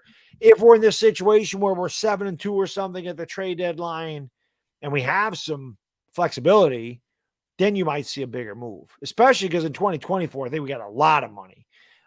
So going forward, I think that could happen, but we'll find out. It's nice to be talking about adding players instead of trading players because we're actually competitive this year, though. That I do know. Yeah, I don't think we'll be selling. Let's put it that way. Right. I don't think we'll be selling. I've seen some people speculate that we may. I don't think so. I don't think we're going to be selling. I think we're either going to stand pat or we're going to sell, or we're going to buy rather. Yeah. But if we do buy, like you said, I think it'll be small. I think it'll be a small piece that maybe can make a big impact. But Right, they're not like a Terrace Marshall. That's the guy Yeah. I keep going back to. Somebody like that. Yeah. Talking Eco says, which wide receiver do you all think the Giants should go for? Something similar to Marshall's, a young wide receiver on a cheap Denzel contract. Mims. Yeah, a young wide receiver on a cheap contract that maybe is not in the ideal situation that the Giants identify as a guy that could fit their offense. Mm-hmm. I can't give you the name. I mean, I could throw out a bunch of young receivers that may be traded, but I don't know which guy they're going to prefer. But that's what I think if they're going to look to add a wide receiver via trade. I don't think they're going to look to add a guy that's already making $20-25 million. It won't be a guy like DK Metcalf. It's not going to be a guy like Elijah Moore. I can't. Again, it comes down to the money. Yeah, we don't have any money. So this year they're probably they're not going to be able to do much. Next year, like I said, at this time, if they're in the same situation, then they might sign a wide receiver this offseason. Right. You could see that too. And that way you don't have to give up any draft capital. You just be giving up a compensatory pick. Yeah. So we'll see. I mean, we'll see. MY Giants 26 says Claypool for a fourth. I don't even know what Claypool's doing this year. I have no idea. I know he had a pretty good rookie year, but I don't even know Claypool. Let me see. I know that they have a ton of good wide receivers over there in Pittsburgh. Obviously, they always do. Pickens has been. Yeah, Pickens is really good. He's got 225 yards. They also got Deontay Johnson on that team. I mean, I don't know. I mean, if we could get him for a third or fourth, maybe. I mean, he would certainly improve our wide receiver room. Yeah. Survivor Sam, be good, man. Thanks for popping in the stream, man. Let's see. Lawrence, when he gets blitzed, he panics. This is not a good matchup for us. Only God knows why we're the favorite. Depressed Jags fan says. Well, hey, I'm going to tell you what, depressed Jags fan. If I were you, I wouldn't be that depressed. And I'm not just saying that to try to cheer you up because I don't want you. You're going to be a very good team very soon. I honestly believe that. I honestly believe that. I think Trevor Lawrence is going to be a top 5 or 6 quarterback. I do too. I think he's got everything you want in a quarterback. I also think Travis Etienne is a really good running back. And I think they have a lot of good young pieces. Your defensive players are awesome. So we're big fans of Josh Allen. I wouldn't be too depressed. I think the Jags are going to be really good really soon. Might not be this year, but they're getting there. I also think what helped you out a lot was jettisoning Urban Meyer. That guy was going to bring that franchise down. I mean, he was the worst. As soon as he brought in Tim Tebow, I mean, you should have known right there that I'm glad for Trevor Lawrence that they got rid of Urban Meyer. That guy's a disaster. You want to talk about coaching? We talk about it with the Giants and the impact it's had on Daniel Jones and the impact it's had on everybody on this team. Look at the impact it's had on Trevor Lawrence. Right. Being that they got rid of Urban Meyer, he's looked like a different quarterback this year, right? So if you would have left Trevor Lawrence with Urban Meyer for 3 years, then you could be depressed. But I do think it was best that they got rid of him. And I think Doug Peterson is a good head coach, and I think that Trevor Lawrence could definitely. Trevor Lawrence is going to be really good. I'll be surprised if he's not a top tier quarterback. If I was, and I will never be, and I don't claim to have any credentials to do this, but if I was a GM and I was looking at quarterback prospects, that's it. That's the type I want. Like, that's the guy I'm willing to trade up 3 first-round picks to go up again. 6'5", mobile, massive arm strength. That's great resolve. That's the guy. That's the type of prospect that I'm looking. That's who I'm willing to trade up and go all in on a prospect like that. Yeah, he's really good. He's gonna be really good. He's gonna be really good. He's gonna be really good. Hopefully not this week, though. No offense. Not this week. Hopefully he's terrible. Hopefully he has the worst game of his career. Not this week. Shane says Brian Flores, Matt Patricia better than Doug Peterson. Not from an offensive but standpoint. they're not coaching him. I don't think Matt Patricia's better. I don't either. We saw what Matt Patricia did with the Detroit Lions. Yeah, he was pretty bad. I don't think Matt Patricia's better. Yeah. But I mean, that's, neither here nor there. Doug Peterson's better than Urban Meyer, and Doug Peterson's still a good coach. Doug Peterson won a Super Bowl. Yeah. I mean, it's not easy to do. Yeah. And listen, I didn't love, when I watched the Eagles games, I didn't love a lot of things that he did. I thought he was too analytical at times. Yeah, I did too. I thought he did some weird things, but He's better than those guys. The players are good. Oh, he's definitely better than Carson Wentz had his best years under Doug Peterson. Yeah. He's definitely Nick a good Foles had his best years under Doug Peterson. Yeah. Slink says, Entertainment Talking Sports, considering his play attitude thus far, I think Saquon gets a second contract. Well, listen, like I've said all year before the year started. You know what's funny, Bad Dog? I go on Twitter the other day, and I have been extremely outspoken for Saquon Barkley. Like, I think I've been like one of the biggest Saquon Barkley cheerleaders there are in terms of like podcasters and people on YouTube. So before the year, of course, people post these clips without any context. Before the year, I got asked, would you sign Saquon Barkley to an extension now? Before a single game was played this year. And I said no, without hesitation. Because it was obvious I need to see him play a full year, him recover from that. And I thought he would. I said before the year started, I think he's going to have 2,000 scrimmage yards. I think he's going to have the best year of his career. But people took that clip after last week's game that Saquon had, and they started at me, Chris, you don't look so good now. Listen, you're not allowed context with it, guys. My God. Don't you know you're not allowed to change your opinion? It wasn't even changing my opinion. I flat out said in the same conversation, if he plays a healthy year all year and plays 17 games and does what I think he's going to do, I'd extend him. Right. But they took that little sound clip out.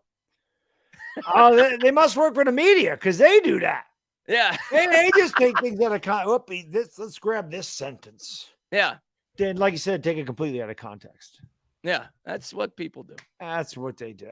So this one is. Look, if they're quoting you, you're doing something correct. Right? I mean, that's just where I look at it.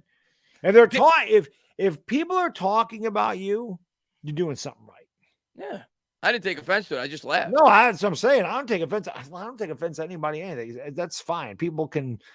You're entitled to their opinion, or they can say whatever they want. But I'm just saying, if you're flying under the radar, nobody's going to talk about you. If you're doing something correct, people are going to mention you. So just look at it as a compliment. That I gotta try to throw some salt on Entertainer here. But as far as the Barkley thing goes, listen, if he plays 17 games this year, like I've said from the beginning, he's getting an extension. He's going to get paid by the Giants, and hopefully they work something out that's reasonable, and it's not a 6-year deal like Zeke. I don't want to do that, but I do think he's come back as a Giant if he plays 17 games. He has shown you the impact he has on a football team, and I understand he's a running back, but he's a difference maker. It'll be interesting to see what they do offer him because, again, you got to be weary or leery of guys having big years and contract years. And again, Saquon's healthy, but he has that injury problem. And it's tough to tie a lot of money up in a running back. So I'll be interested to see what they do, but there's no question he's our best player when he's healthy. And it's not close. And it's obvious that he's made a difference in helping Daniel Jones this year. I don't think there's any question about that. When you have a guy like Barkley where the defenses kind of have to focus and you could run the ball. I don't care if it's Daniel Jones. I don't care if it's Dak Prescott. I don't care if it's Justin Herbert. If you can run the ball, your quarterback's going to be helped out a lot because you're going to be in better situations. If you can't run the ball and you're 3rd and 12, I don't give a damn who you are. It's going to be tough to pass on 3rd and 12. But if you're 3rd and 2, 3rd and 4, the defense can't really, the defense has to guess. Are they going to pass? Are they going to run? There's a lot of things you can do on 3rd and 4, 3rd and 3, as opposed to 3rd and 13. So it helps. And I also think that Daniel Jones and Saquon Barkley have a really good rapport. I think they're really close. I think they feed off each other. So at the beginning of the year, no, I would have said the same thing. I would have said, no, I don't think that they can sign him now. I don't think you can give him an extension. How could you have signed him before the year started? That's what I'm saying. He wasn't good the year before. I would have said, no, how can you give him money? He hasn't proven anything. Yeah. But now it looks like they both could be back. So listen, I'm glad that we're in the city. I'm glad that we're even have to considering this. Yeah. Because it means we're a good team. Exactly. Exactly. That's all Chris and I ever wanted was, yes, I hope he does come back here because it means that he succeeded. That means we're winning games. Right. David L says we have to re-sign Daniel Jones and Saquon Barkley before we think about signing wide receivers or other players. Plus, we can't afford to give up draft picks. let's get to the end of the year. But yes, if we stay healthy, we keep winning football games. I think they're going to work something out. We could draft a wide receiver. We could draft a wide receiver. We could sign maybe not a high-end wide receiver, but you could sign maybe a number 3 wide receiver. We'll find ways to fill out the rest of this roster over the offseason. We'll worry about it when the time comes, the way we structure our deals. I don't think Daniel Jones getting like a 5-year extension, but I think if he continues to play like this, we continue winning games, he'll come back on a short-term contract. And I think the same will happen for Saquon Barkley. But we'll worry about that when the time comes at the end of the year. We still got 11 games left to analyze this team and see where this team is headed at this year. Yep. And both of, and knock on wood, but both of those guys got to continue to be healthy. No, I don't, Slim, I don't think you were trying to call me out, by the way. He says, you just reminded me of it. When I read it, you reminded me of it. Like people like took like a video clip of me out and were at me. I'm like, this is stupid. So no, I didn't think you were trying to call me out. Bodo says, woohoo, 211. Let's get at least 50% of the people to hit that like button. Let's get it. Yeah, spike the like, guys. By the way, we're going to be on Baddog's channel. Should have said that for the Giants game this week, Sunday day, 12:30. 12:30 against Jacksonville Jaguars. Hopefully the New York Giants get the 6-1. Always have a blast. Live streaming the game with you guys. Hopefully you guys come by and hang out. But we'll be over on Bad Dog. I'll be shaving. We'll have the shades ready for the second half. And let's hope we get the 6-1, man. It's been fun so far. Let's continue the ride. I'm gonna be honest with you, depressed Jags fan, and I like Daniel Jones, and I like where Daniel Jones is headed. And I think Daniel Jones could potentially be a very good quarterback. But I'd be lying to you if I said that I wouldn't want Trevor Lawrence. I'd be lying. I think Trevor Lawrence has the capability to be an elite quarterback in this league. Like Trevor Lawrence to me I'm not saying he will be, I don't know, but Trevor Lawrence has the potential to be in that category with a guy like Josh Allen and Pat Mahomes. He has that potential. So I'd be lying to you. I mean, he has the potential to be one of the top 3 or 4 quarterbacks in the National Football League. Mm-hmm. But when you, I think someone asked us last week, we were talking about last week, right? Like this year, I'd probably pick Daniel Jones, but the future, it'd probably be Trevor Lawrence. His ceiling is through the roof. Right, you're talking about this second for like this year. That's different. That's a different conversation. Right. So if he's saying this second, like just for this year, I would prefer Daniel Jones because I feel like Daniel Jones has better experience and I feel like we can win more games than Jacksonville. But if you're talking 2 years from now, I think Trevor Lawrence is going to be a top 6 quarterback in this league. And as good as Daniel Jones has played, I don't know if Daniel Jones can ever get to that level. And Trevor Lawrence might not either. He might not. But Trevor Lawrence's skill set is definitely capable of getting him up there. The right coach has to be in there, and they got to get the most out of him, and he has to develop, and he has to get better, reading defenses and be smart. But I do think that Trevor Lawrence has a bright future, without a doubt. Let's see. Raekwon says, if you had to choose Judy or Claypool, who would y'all choose and why? I would take Judy. I would take Judy too. I would take Judy, especially for the Giants because he has ties to Dable. Dable, of course, was part of the coaching staff well at Alabama. And Judy just they're both still really young and they both could still dramatically improve. Like I think I talked about this with Mike when somebody asked me about Judy on the channel. I go back and I think about Amari Cooper. I remember a lot of people thought Amari Cooper was kind of trending towards being a disappointing draft pick for the Raiders. I think they took him like 3rd or 4th overall. Then he got put in a more favorable situation with the Cowboys. He took off. Judy, I mean, his talent is off the charts. It's just a matter of putting it all together. And you think you've seen what Brian Dable has been able to do with players that had a lot of talent that weren't necessarily reaching those expectations. Do you think that's because he's on a rookie contract? Do you think that's possible?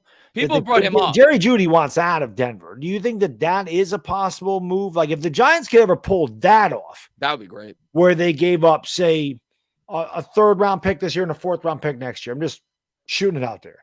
Would you do it for something like that? A 3rd this year and a 4th next year for Jerry Jeudy? That'd be great. Yeah. I mean, I think that might be his value. I pulled up Amari Cooper stats, and I don't know if he had injuries before. In 2016, he had a good year. Second year in the league, he had 83 catches at 1,153 yards, 5 touchdowns. 2017 with the Raiders, and let me see how many games he played. He played 14 games, 48 catches, 680 yards. The next year, he only played 6 games, got hurt, 31 catches, 280 yards. Then he goes to the Cowboys. I'm sorry, in 2018, he got traded to the Cowboys midseason. The first 6 games with the Raiders, he had 280 yards, With the Cowboys, 9 games, 725 yards. And he scored 6 touchdowns. Only had 1 touchdown the first 6 games with the Raiders that year. And then, of course, he rejuvenated his career with the Dallas Cowboys. Sometimes you find wide receivers that have a lot of talent that are in situations that aren't getting the most out of their abilities, whether it be due to the quarterback, whether it be due to the coaching, whether it be due to the scheme. They don't fit the scheme. Right. And I don't know if Judy fit the scheme or not. I don't know. But do I think he's the type of guy that if he got put in a more favorable situation could be a lot more successful than he's been? Absolutely. Yeah. Absolutely. Yeah. Sometimes a change of scenery is all a guy needs. And yeah. we could certainly use a guy like Jerry Jeudy. So, yeah. And Relic, man, thank you very much, man. Hey, guys, meant to tell you, thanks for doing a great job of representing Giants fans to other streamers. It really made me smile to see you guys representing us and doing great jobs. Thanks for all you. We appreciate that, Relic. Yeah, you don't need to thank us. Listen, we thank you. You know, I mean, because without you guys and girls, our channels aren't what they are. And I bring it up a lot. You know, when Chris and I started this thing, we were just smaller channels, but we just love talking about the Giants. And that's why I keep saying Giants fans are the best, because we've been since Chris and I started this show 4 years ago in the middle of 2018. This team's been awful. And yet every week there's more and more people in here. You know, there's more and more people that watch our live streams on Sunday and the videos. And we really appreciate it, because we couldn't do what we do without you guys and girls. So, you know, we love you. And this show is, I say it all the time, it's my favorite thing I do on YouTube. I love this show. And I look forward to doing it every week, win, lose, or draw. So and I said it at the end of a lot. You guys know that I've been here. I've said it at the end of a lot of streams. Just wait till we're good. Oh, don't look now. But we're getting there. Damn it, we're getting there. We're getting there. Well, we're not. Dare I say we're good? We're 5. We're good now. We're good now. The question is, can we get to that? Let's get great. Can we get great? Can we get very? Yeah. No, we're very good right now. Yes. Right now. And I don't know what there's only one team with a better record than us. I don't know what we're going to be in 5 weeks. We might only be good in 5 weeks. We might be okay in 5 weeks, but we might be 6 weeks, we might be great in 5 weeks. Through 6 weeks. Listen, let me ask you this, Bad Dog. Let me ask you this question. And I'm curious to get the chat's response on this as well. If the Giants win, and I'm not saying they're going to do it. Let's say we beat the Jaguars. Let's say we get to 6-1. Let's say we beat Seattle. And then I think we're going to win our next 2 games after that. I think we're going to beat Houston at home, and I think we're going to beat Detroit at home. So let's just say, even though I'm not predicting this, I'm predicting 7-3 or 8-2, but let's just say we go 9-1 after 10 games. How could you not say we're a great team at that point? You have to. How could you not? I don't care who. No, definitely people. Oh, NBA, buddy, beat the Jags, beat the Texans, beat Seattle. Let's see what you do against Dallas. And then I can say we beat the Ravens, we beat the Packers, we beat the Titans, we beat the Jaguars. All they're going to say is, let's see what you do against Dallas. Yeah. That'll be what it is. After the Lions game, let's see what you do against Dallas in Thanksgiving. Then if we ever beat Dallas and we're 10-1, then maybe people go, oh, well, the Giants might actually be for real. Maybe that's what it takes. Maybe it takes 10-1 and beating Dallas. Well, no, because then they go, well, let's see what you do against Philadelphia. And they ain't never going to stop. It ain't never going to stop. Let's see you win a playoff game. Let's see you win the Super Bowl. You know how they do it. Yeah. But if we're 9-1, it's tough to say we're not a great team at that point. If we're 9-1, I might do a cartwheel. And I can't do a cartwhee. But we got to get to 6-1 first. We got to get to 6-1. That's right, 6-1. But like I said, though, these next 2 are going to be hard. If we could ever get out of here 7-1, I do believe we could go 9-1. But these next 2 games are going to be really, really difficult. That flight from Jacksonville to Seattle is like, God, that's a long flight. It's going to be tough. I'm going to be honest with you. I want to split. I mean, I want to win them. But yeah, if we go 1-1 here, I'm okay. 1-1, I'll be happy. Yeah. You give me 1-1 6-2 after 8 games. I'm okay with it. Going back home to play Houston and Detroit, because I think it's a good. Well, I think it's a good chance to go. You get a week off. You get to prepare for Houston. Yeah. And then you get Detroit. You're really staring at a legitimate 8-2. So just don't get swept here. Get 1 out of 2, and then we take it from there. Obviously, I want 2 out of 2. I want the good times to keep rolling, but I'd be okay. I'd be happy with 1-1 here in these next 2. Yeah. And Spud, man, thank you very much for the $2 donation. I appreciate it. KN, man, thank you very much. Jones, Lawrence said football isn't everything. Not saying he wouldn't, but DJ still motivated after a line. Clown Judge, kid has guts. He'll listen. Listen. I think Daniel Jones has more upside than people give him credit for. I really believe that. I try to be as fair and objective as I could be. I do not think he has Pat Mahomes potential. I do not think he has Josh Allen potential. Not many do. Not most. Dak Prescott doesn't have that potential. No, but I do think Daniel Jones, a lot of people frequently compare him to Alex Smith. No, he has a higher ceiling than Alex Smith ever did. He can make throws that Alex Smith couldn't dream of making. I'm telling you right now. That's what I said at the beginning of his career, that I think he has the potential to be a rich man's Alex Smith. The problem that I had was I thought his instincts were bad. And I didn't think that, I thought that'd be difficult to change. Physically, I always thought he could play. But this year, he's shown me a lot. Now, people said his numbers are the same. He's the same quarterback. I'm like, no, he's not. He's not the same quarterback. He's much more aware in the pocket. He's making better decisions with the football. His ability to read the defense is a lot better. And I think that's attributed to him getting to the line of scrimmage with 20 to go on the play clock and being able to read the defense, which is something that I didn't even think about until Howard Cross brought it up the day that I couldn't watch the Jets and Giants. I never would have thought about that, but it makes a lot of sense. When you're getting the line of scrimmage of 5 seconds to go and you can't check off and do this and do that and move things around, and all of a sudden you got to snap the ball, you're at a disadvantage because the defense is set. You're not.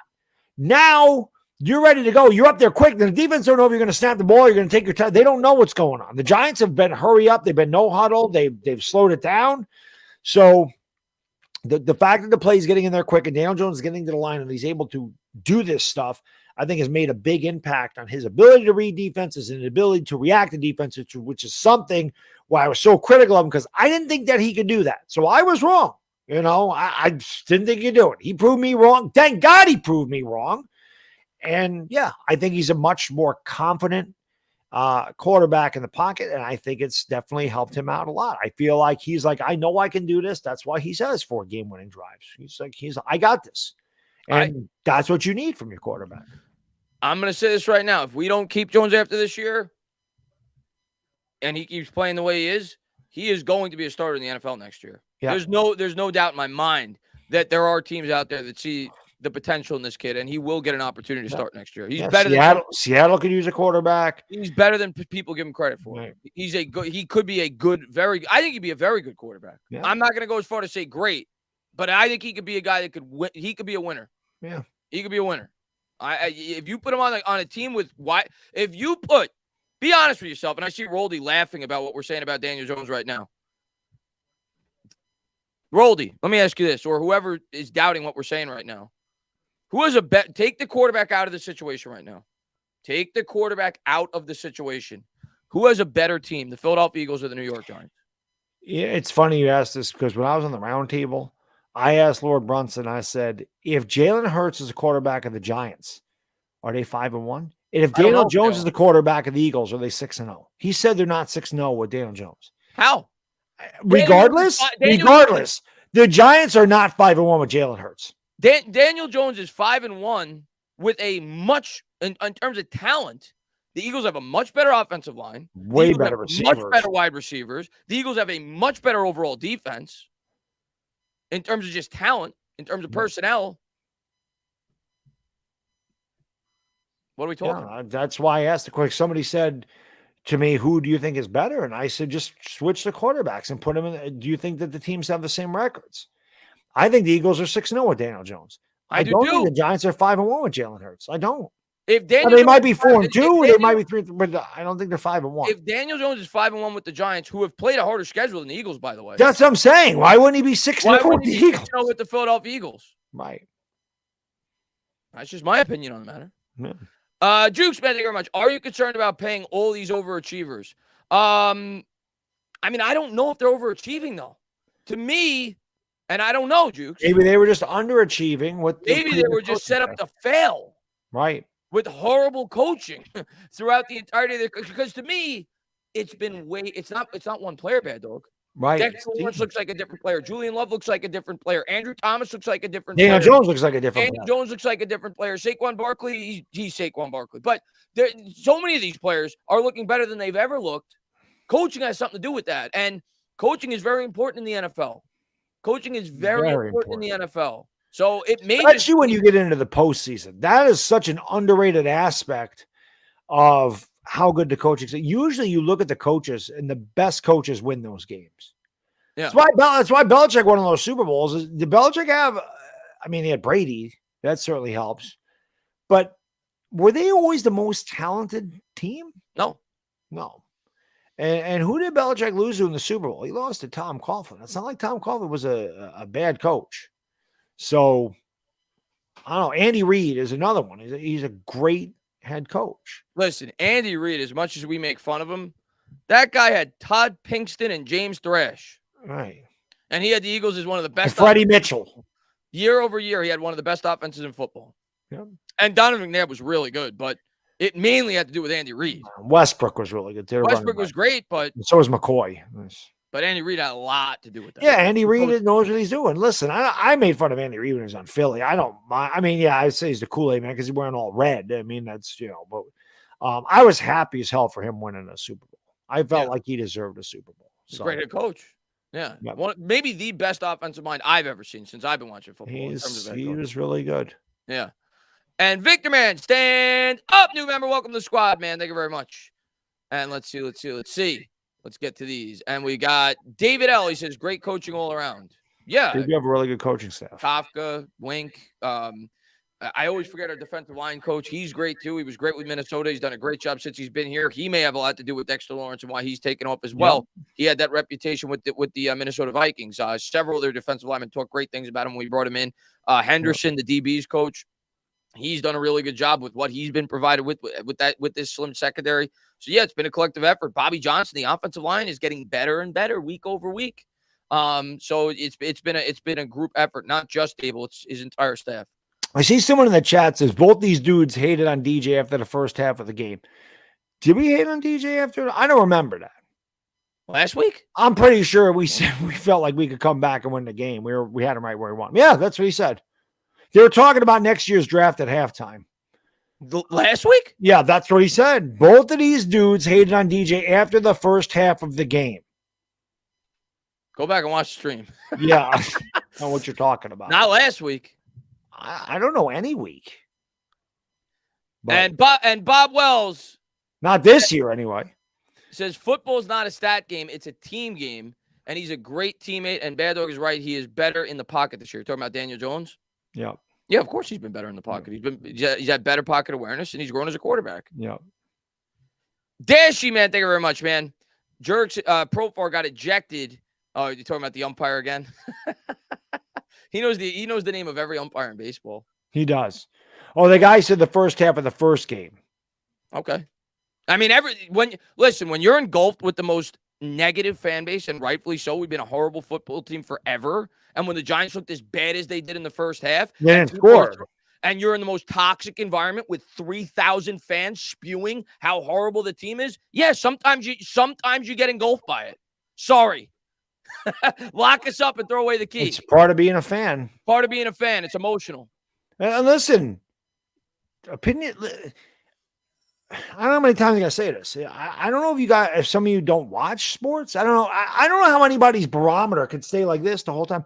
Why do they do power rankings? Why do they even bother? Because they're not the same every week. Don't they shift every week? Doesn't that mean someone's opinion changed every week about how a team played? Or are the Giants still 29th in the power rankings like they were when they started the year? Are they still there? I'm pretty sure they moved, right? So, are the Baltimore Ravens where they were at the beginning of the year, the Green Bay Packers? The pulse of sports changes every day, especially in football, because every game means so much. It's going to change. We were down 10-0, 13-0, and it looked like the same old Giants. And then something happened in the second half, and they've been rolling ever since. Yeah. So, I have bad takes. I'm wrong. I'm human. I can own that. I got no problem with that. Some people can't ever admit that they're wrong. Oh, I said this. I knew this was going to happen. I knew this. Whatever. I get some things right. I get some things wrong. And in the future, I'm going to get some things right. I'm going to get some things wrong. It's okay. Yeah. I can live with it. If I couldn't handle being wrong, I wouldn't be here. I wouldn't be on YouTube. Yeah. So it is what it is. But yeah, we probably were. We probably were talking about, wow, this is Same old Giants. And, Here we go again. And by the way, Mike, and I agree. I just think the first half of the first game is premature to give up on your quarterback. I can't go back to that stream, but I can tell you how I felt in that game. It wasn't so much that I was giving up on my quarterback, but the way the team looked and the feeling that we had going into the year with a team that we felt was overmatched and how bad as an overall offense, not Jones specifically, looked in the first half of that game. It was just the Giants. I'm saying to myself in my head, it's not even necessarily Daniel Jones. It's like, all right, if we win 6 or 7 games, like I think we're going to do this year, and especially with the way we looked in the first half, we're probably moving on from Daniel Jones. Right. It's not. It had less to do with me giving up on Daniel Jones and more to do with the fact of being like, well, if we're going to win 6 games or 7 games, like I think we're going to do at the beginning of the year, and we looked as bad as we did in the first half, and you're engulfed by the negativity of 3,000 people in a chat screaming about how bad the football team is. Yeah, that's the reasoning. It's not that I'm giving up on my quarterback. Right. And the other thing is, because the previous years, there was no reason to believe that it had changed. Yeah. But as it has gotten better, as he's gotten better, obviously your opinion is going to change. That's okay. You're allowed to change your opinion, not just in football, anything. I've said this before. People are like, you can't change your opinion. You got to. No, if you date a girl and she nails your best friend, you're going to go, well, I decided on hers. I have to stay there. Or if you take a job that really sucks after 8 months, you're going to go, well, I can't change my mind because I decided I wanted this job. No, your opinion's going to change as things change around you, right? So, yeah, listen, I can completely admit I didn't have faith in Daniel Jones going into this year. I didn't think he'd be back next year, but as the years progressed, now I feel like there's a good chance he's going to be back here. It is what it is. Listen, okay, I can own it. I got no problem with saying, yeah, I didn't believe in him, but now I do. It is the way it is. He's earned that from me. Yeah. Good for him. Yeah, he's good. Some guys' barometer won't. Some guys' needle won't change. Some guys still say he sucks. And I'll give Baddog credit. I think you were a little more down on Daniel Jones than I was going into the year. I was still of the mindset of I'm far from convinced he's a franchise guy, but I want to see the year play out, and we'll see what he could do with Dable. But I'm going to give Baddog credit is you see a lot of people now that Jones is playing better, and he's playing very good situational football. You see a lot of people that were in Baddog's camp that had Baddog's mindset going into the year that there's no chance this guy's coming back. And what they're saying now, they're saying, well, it's Dable. It's because of Dable. It's not because of Daniel Jones. It has nothing to do with Daniel Jones. It's only because of the coaching. Right. That's bullshit. Right. The player still has they're saying, this isn't sustainable. He's only throwing for 170 yards. He doesn't put up good stats. This offense still stinks. No, he's not the same quarterback. It's a different. His mindset's different. Listen, for as much as I've criticized Daniel Jones, I have always said the kid has the physical tools to be a top-tier quarterback. It is his instincts and his confidence. The kid needs confidence. Yeah. Dable gave him that confidence. And now you can see it. He's a leader. These are skills he did not have, whether that was because the team around him, the coach, whatever the hell the situation was, he wasn't the same guy mentally as he is this year. Yeah. Physically, yes. Mentally. Those are intangibles of nobody talks about. Just look at the stats. Oh, his stats. Blah, blah, blah, blah. He don't throw for 340. Who cares? He wins games. And listen, the people that now, and people still say it in the chat. People still say it on Twitter. It is because of the coaching. It is because of Brian Dable. Well, okay, but most quarterbacks need good coaching. Most quarterbacks need to be set up properly to be able to succeed, because now all of a sudden you're hearing all these people say, oh, Kyle Murray's not doing good because of the coaching. Like, okay, I don't understand how Giants fans they stick up for other quarterbacks like Kyler Murray. They stick up for, other quarterbacks around the league, Russell Wilson because of the coaching, Kyle Murray because of the coaching. But when it comes to Daniel Jones and he gets a better coach and he starts doing better, they don't give Daniel Jones any credit. Like, I don't get it. Yeah. Like, yes, of course the coaching has something to do with it. Yep. Of course it has a lot to do with why quarterbacks are successful. Right. Why do you think Alex Smith was on his way out of the NFL until he got Jim Harbaugh? Why do you think Alex Smith was out of his way of the NFL after he got replaced by Colin Kaepernick until he got Andy Reid? Because he had a situation, a coach that knew how to get the most out of his abilities. And when he had that, he was successful. Yep. Of course, coaching has something to do with it. Yeah. Do you think Tom Brady starts off the way that he does without Bill Belichick? There's no chance. Right. Same thing with Pat Mahomes. Do you think as talented as he is, If he had a bad coach, if he didn't have Andy Reid, do you think he's as good as he is now? Look at Trevor Lawrence. If Urban Meyer was there, he would have no chance with that guy. That Jacksonville knew that. This didn't work. Get this guy the hell out of here. Bring in a guy that's worked with quarterbacks that have succeeded. Yeah. So the coaching, of course, has a lot to do with it. KN, man, but that doesn't take away anything from the quarterback. The quarterback still has to be successful. He still has to go out there and do it. Yeah. As much as the coach, the coach calls in the play. Daniel Jones still has to go out there and execute it. Yeah. Brian Dable's not making the throws on 3rd and 14. Correct. Brian Dable's not making the throws on 3rd and 11. Brian Dable's not going out there with a hurt ankle against the Green Bay Packers in London and putting the team on his back and winning a football game. Right.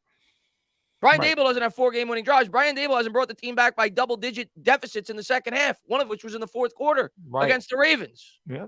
Dan Jones still has to go out there and make the plays to win the game. Exactly. Got to give him his credit. Yep. And KN says, don't sign DJ. You'll send a message to the locker room. Improvement doesn't matter, and perception is everything. Dable not losing this locker room. Listen, all I can tell you is this, KN, and I'm going to let the year play out. We got 11 more games to go, Bad Dog. Yes, we got 11 more games to go. All I can tell you is this. Everything that Joe Shane and Brian Dable have said from the start, they have meant. They have not bullshitted. They have come out and said things, and they have been true to their word in a lot of the things that they have said. They said Dan Jones was the quarterback in January. John Mara came out and said, I believe that these guys are going to set Daniel Jones up to be successful, implying that they believe in Daniel Jones, implying that they think they could get Daniel Jones going down the right path. The team is now winning football games. Brian Dable went above and beyond when he talked to the media this past week. I posted it on Twitter when he basically attacked the media where he said fourth quarter, right? Did it again, right? So, to me, the coaching staff, the owner, the GM, I don't know if they believe in him long-term, but I certainly think they're hinting at that they believe in him in 2023. One thing I can tell you is this, and I've been critical of Daniel Jones, but I can tell you this, and you can go back and look at any of my streams or videos. The beginning of the year, people were sitting there going, Tyrod Taylor should be starting. Tyrod Taylor's a better quarterback. And I said, no way. I said, Daniel Jones is a quarterback, and Daniel Jones is better than Tyrod Taylor. I don't want Tyrod Taylor starting. I said, if the Giants are really bad at the end of the year and we're like 2-11, what the hell is the difference? But the beginning of the year, no. I felt like Daniel Jones gave us a better opportunity to win football games than Tyrod Taylor does. So that I can sit there and hang my hat on and say, I did have more faith than that. But again, it is what it is, man. Your opinion's going to change. It is the way sports goes. Especially football.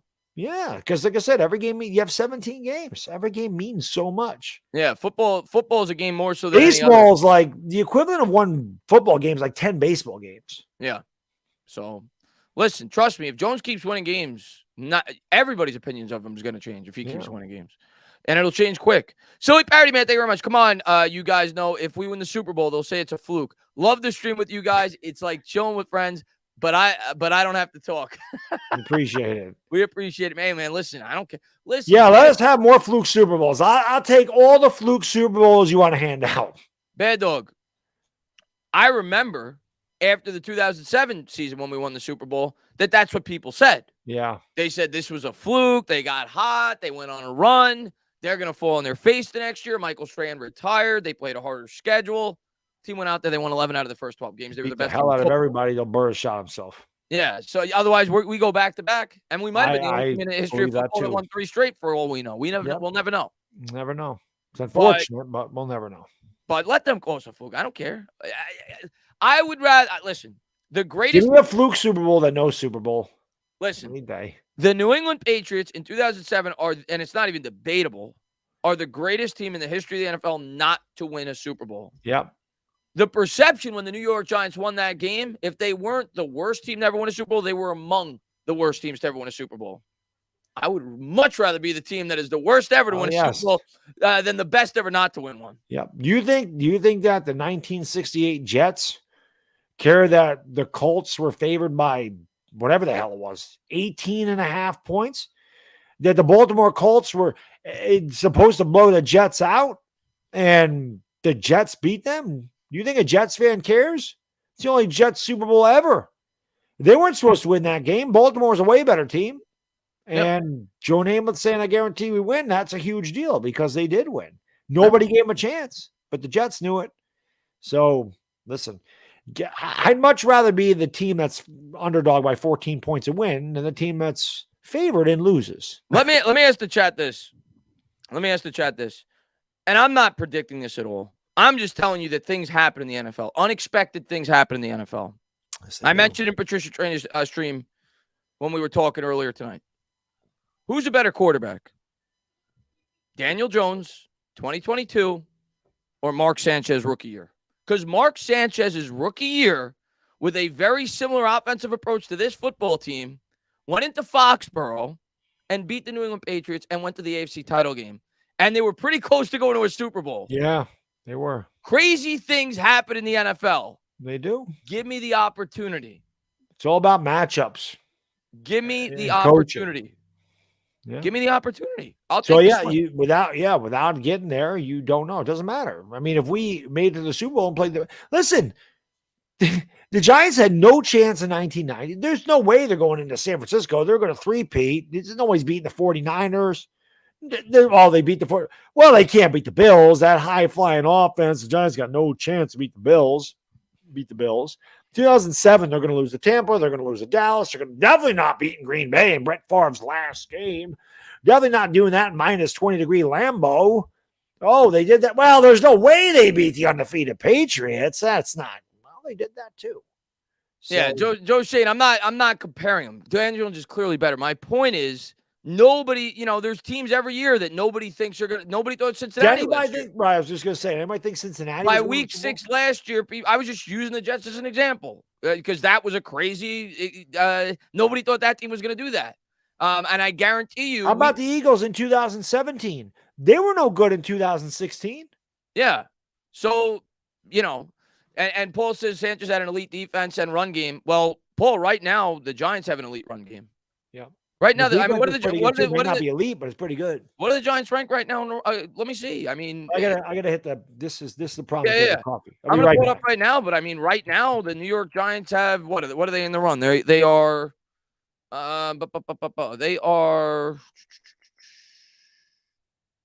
We are. Where are we? We're 8. We're 4th in rushing. We have the 4th most rushing yards. We have the 4th most rushing touchdowns, and we have the 8th most yards per attempt. And we have the best running back in the National Football League. So we have a pretty good running attack. We have a pretty good defense. I'm not saying we're on the level of that Jets defense quite yet, but who knows? Things evolve over the course of a season. I'm not saying I'm predicting it, but things can happen. It's the NFL. The NFL is a crazy league, man. Silly Parody says, come on, you guys know if we win. Oh, I already read that one. I just want to make sure I don't miss any of these. Let's see. And Victor, man, thank you so much for the $5 donation. I appreciate it, man. And Bob Wells says, you guys want negative fans, go on Big Blue Interactive. Those guys are toxic. Always. Hey, listen, man. Everybody's got their own opinions. I try not to be negative. I try to be. Some people call me negative, but I don't think I am. I'm pretty optimistic overall. I always try to bring some hope, but I try to be as fair as I can. Brian says, I went to the Super Bowl in 2007 with my Pat fan. He was not happy. Any given Sunday, anything can happen. We should know that better than anybody's Giants. That's true. Listen, my older cousin is a Patriots fan, and he also went to that game. He was pissed. Yeah, he was. I didn't go to that game, but he was mad, and he still to this day contests David Tyree's the ball hit the ground. I'm like, bro. Let it go. It didn't hit the ground. Let it go. It's over. Like, you've won Super Bowls since then. Just let that one walk. It's okay. Yeah. Eli Manning is Tom Brady's daddy. Just he's son of Tom Brady. Just let it go. And Eli still needles Tom about that now and again. Hey, man, I love Eli. So I'll go to war for Eli any day of the week. Irish Rover says, great stream, Chris and Kevin, man. We appreciate it, man. Thank you for being here, brother. And we just have fun, man. We express our opinions. You're not always going to agree with us, but we're always going to bring the passion. We love our team, and we love hanging out with you guys. If everybody agreed all the time, it'd be boring. Boring as hell. You're not going to agree. There is not enough respectful disagreement in today's world. Correct.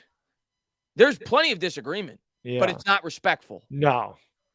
And that's all I ask when people come on my channel, and I think that's all you ask when people come on your channel. Just be respectful. You're You not can always going to agree all with you me. want, but You're when you not start going to always agree with me, there's going to be attacking me personally because you don't like my opinion, like why? I'm just giving you my opinion. I always want to say why if I'm like criticizing a player.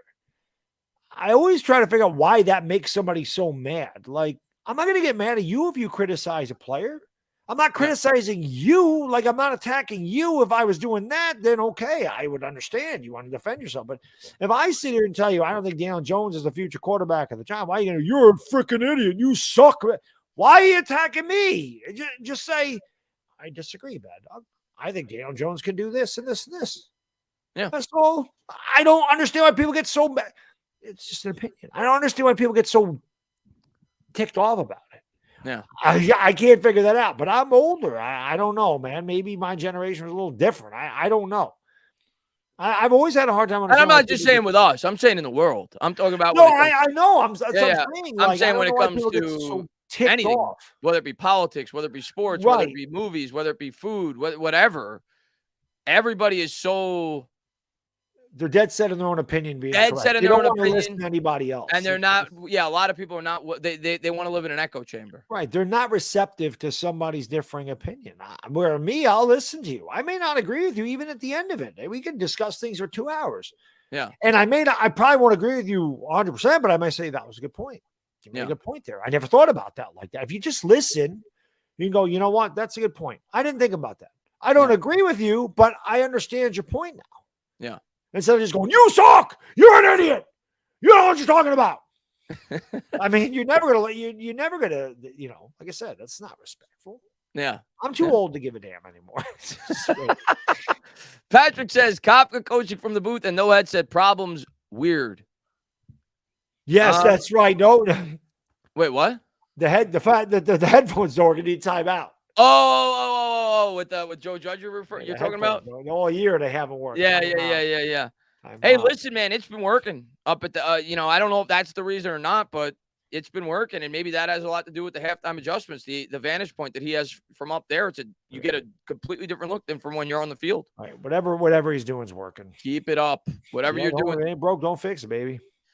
And Blake says, if we were 6-2 or 7-1 by the deadline, and you were a GM, what deal are you looking to make?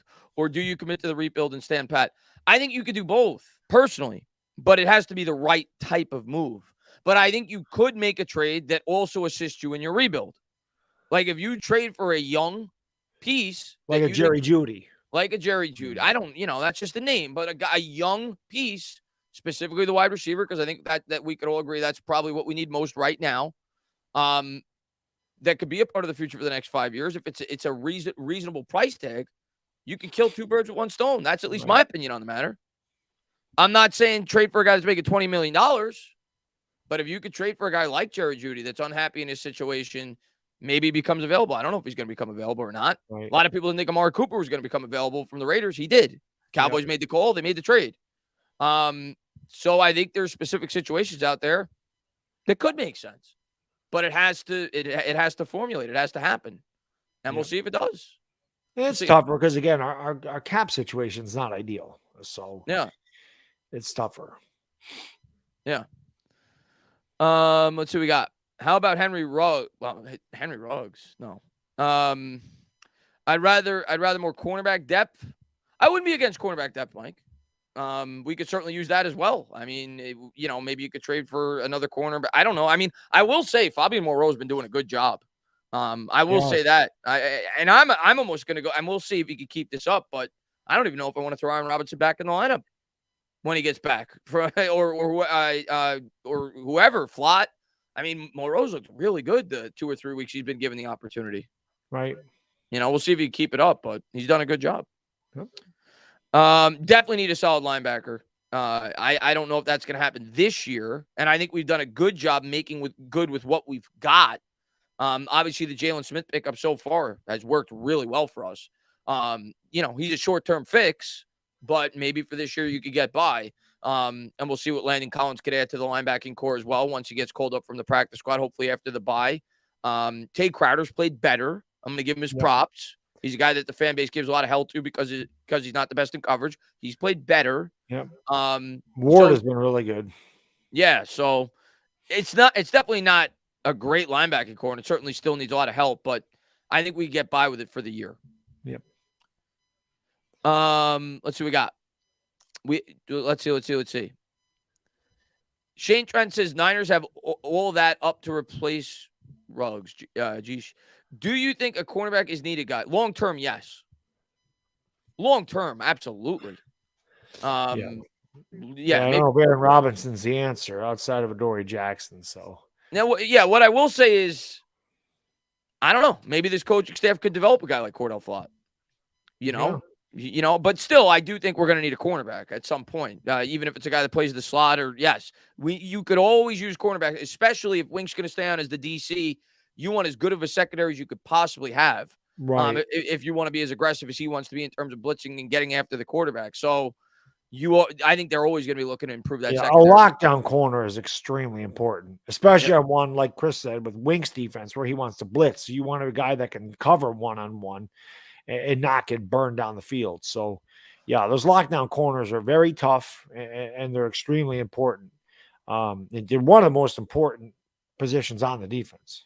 This is why Brian Flores, everybody said that the Giants were crazy for not hiring Brian Flores.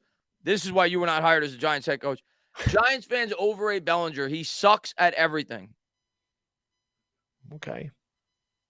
You're entitled to your opinion. Again, I respectfully disagree, but.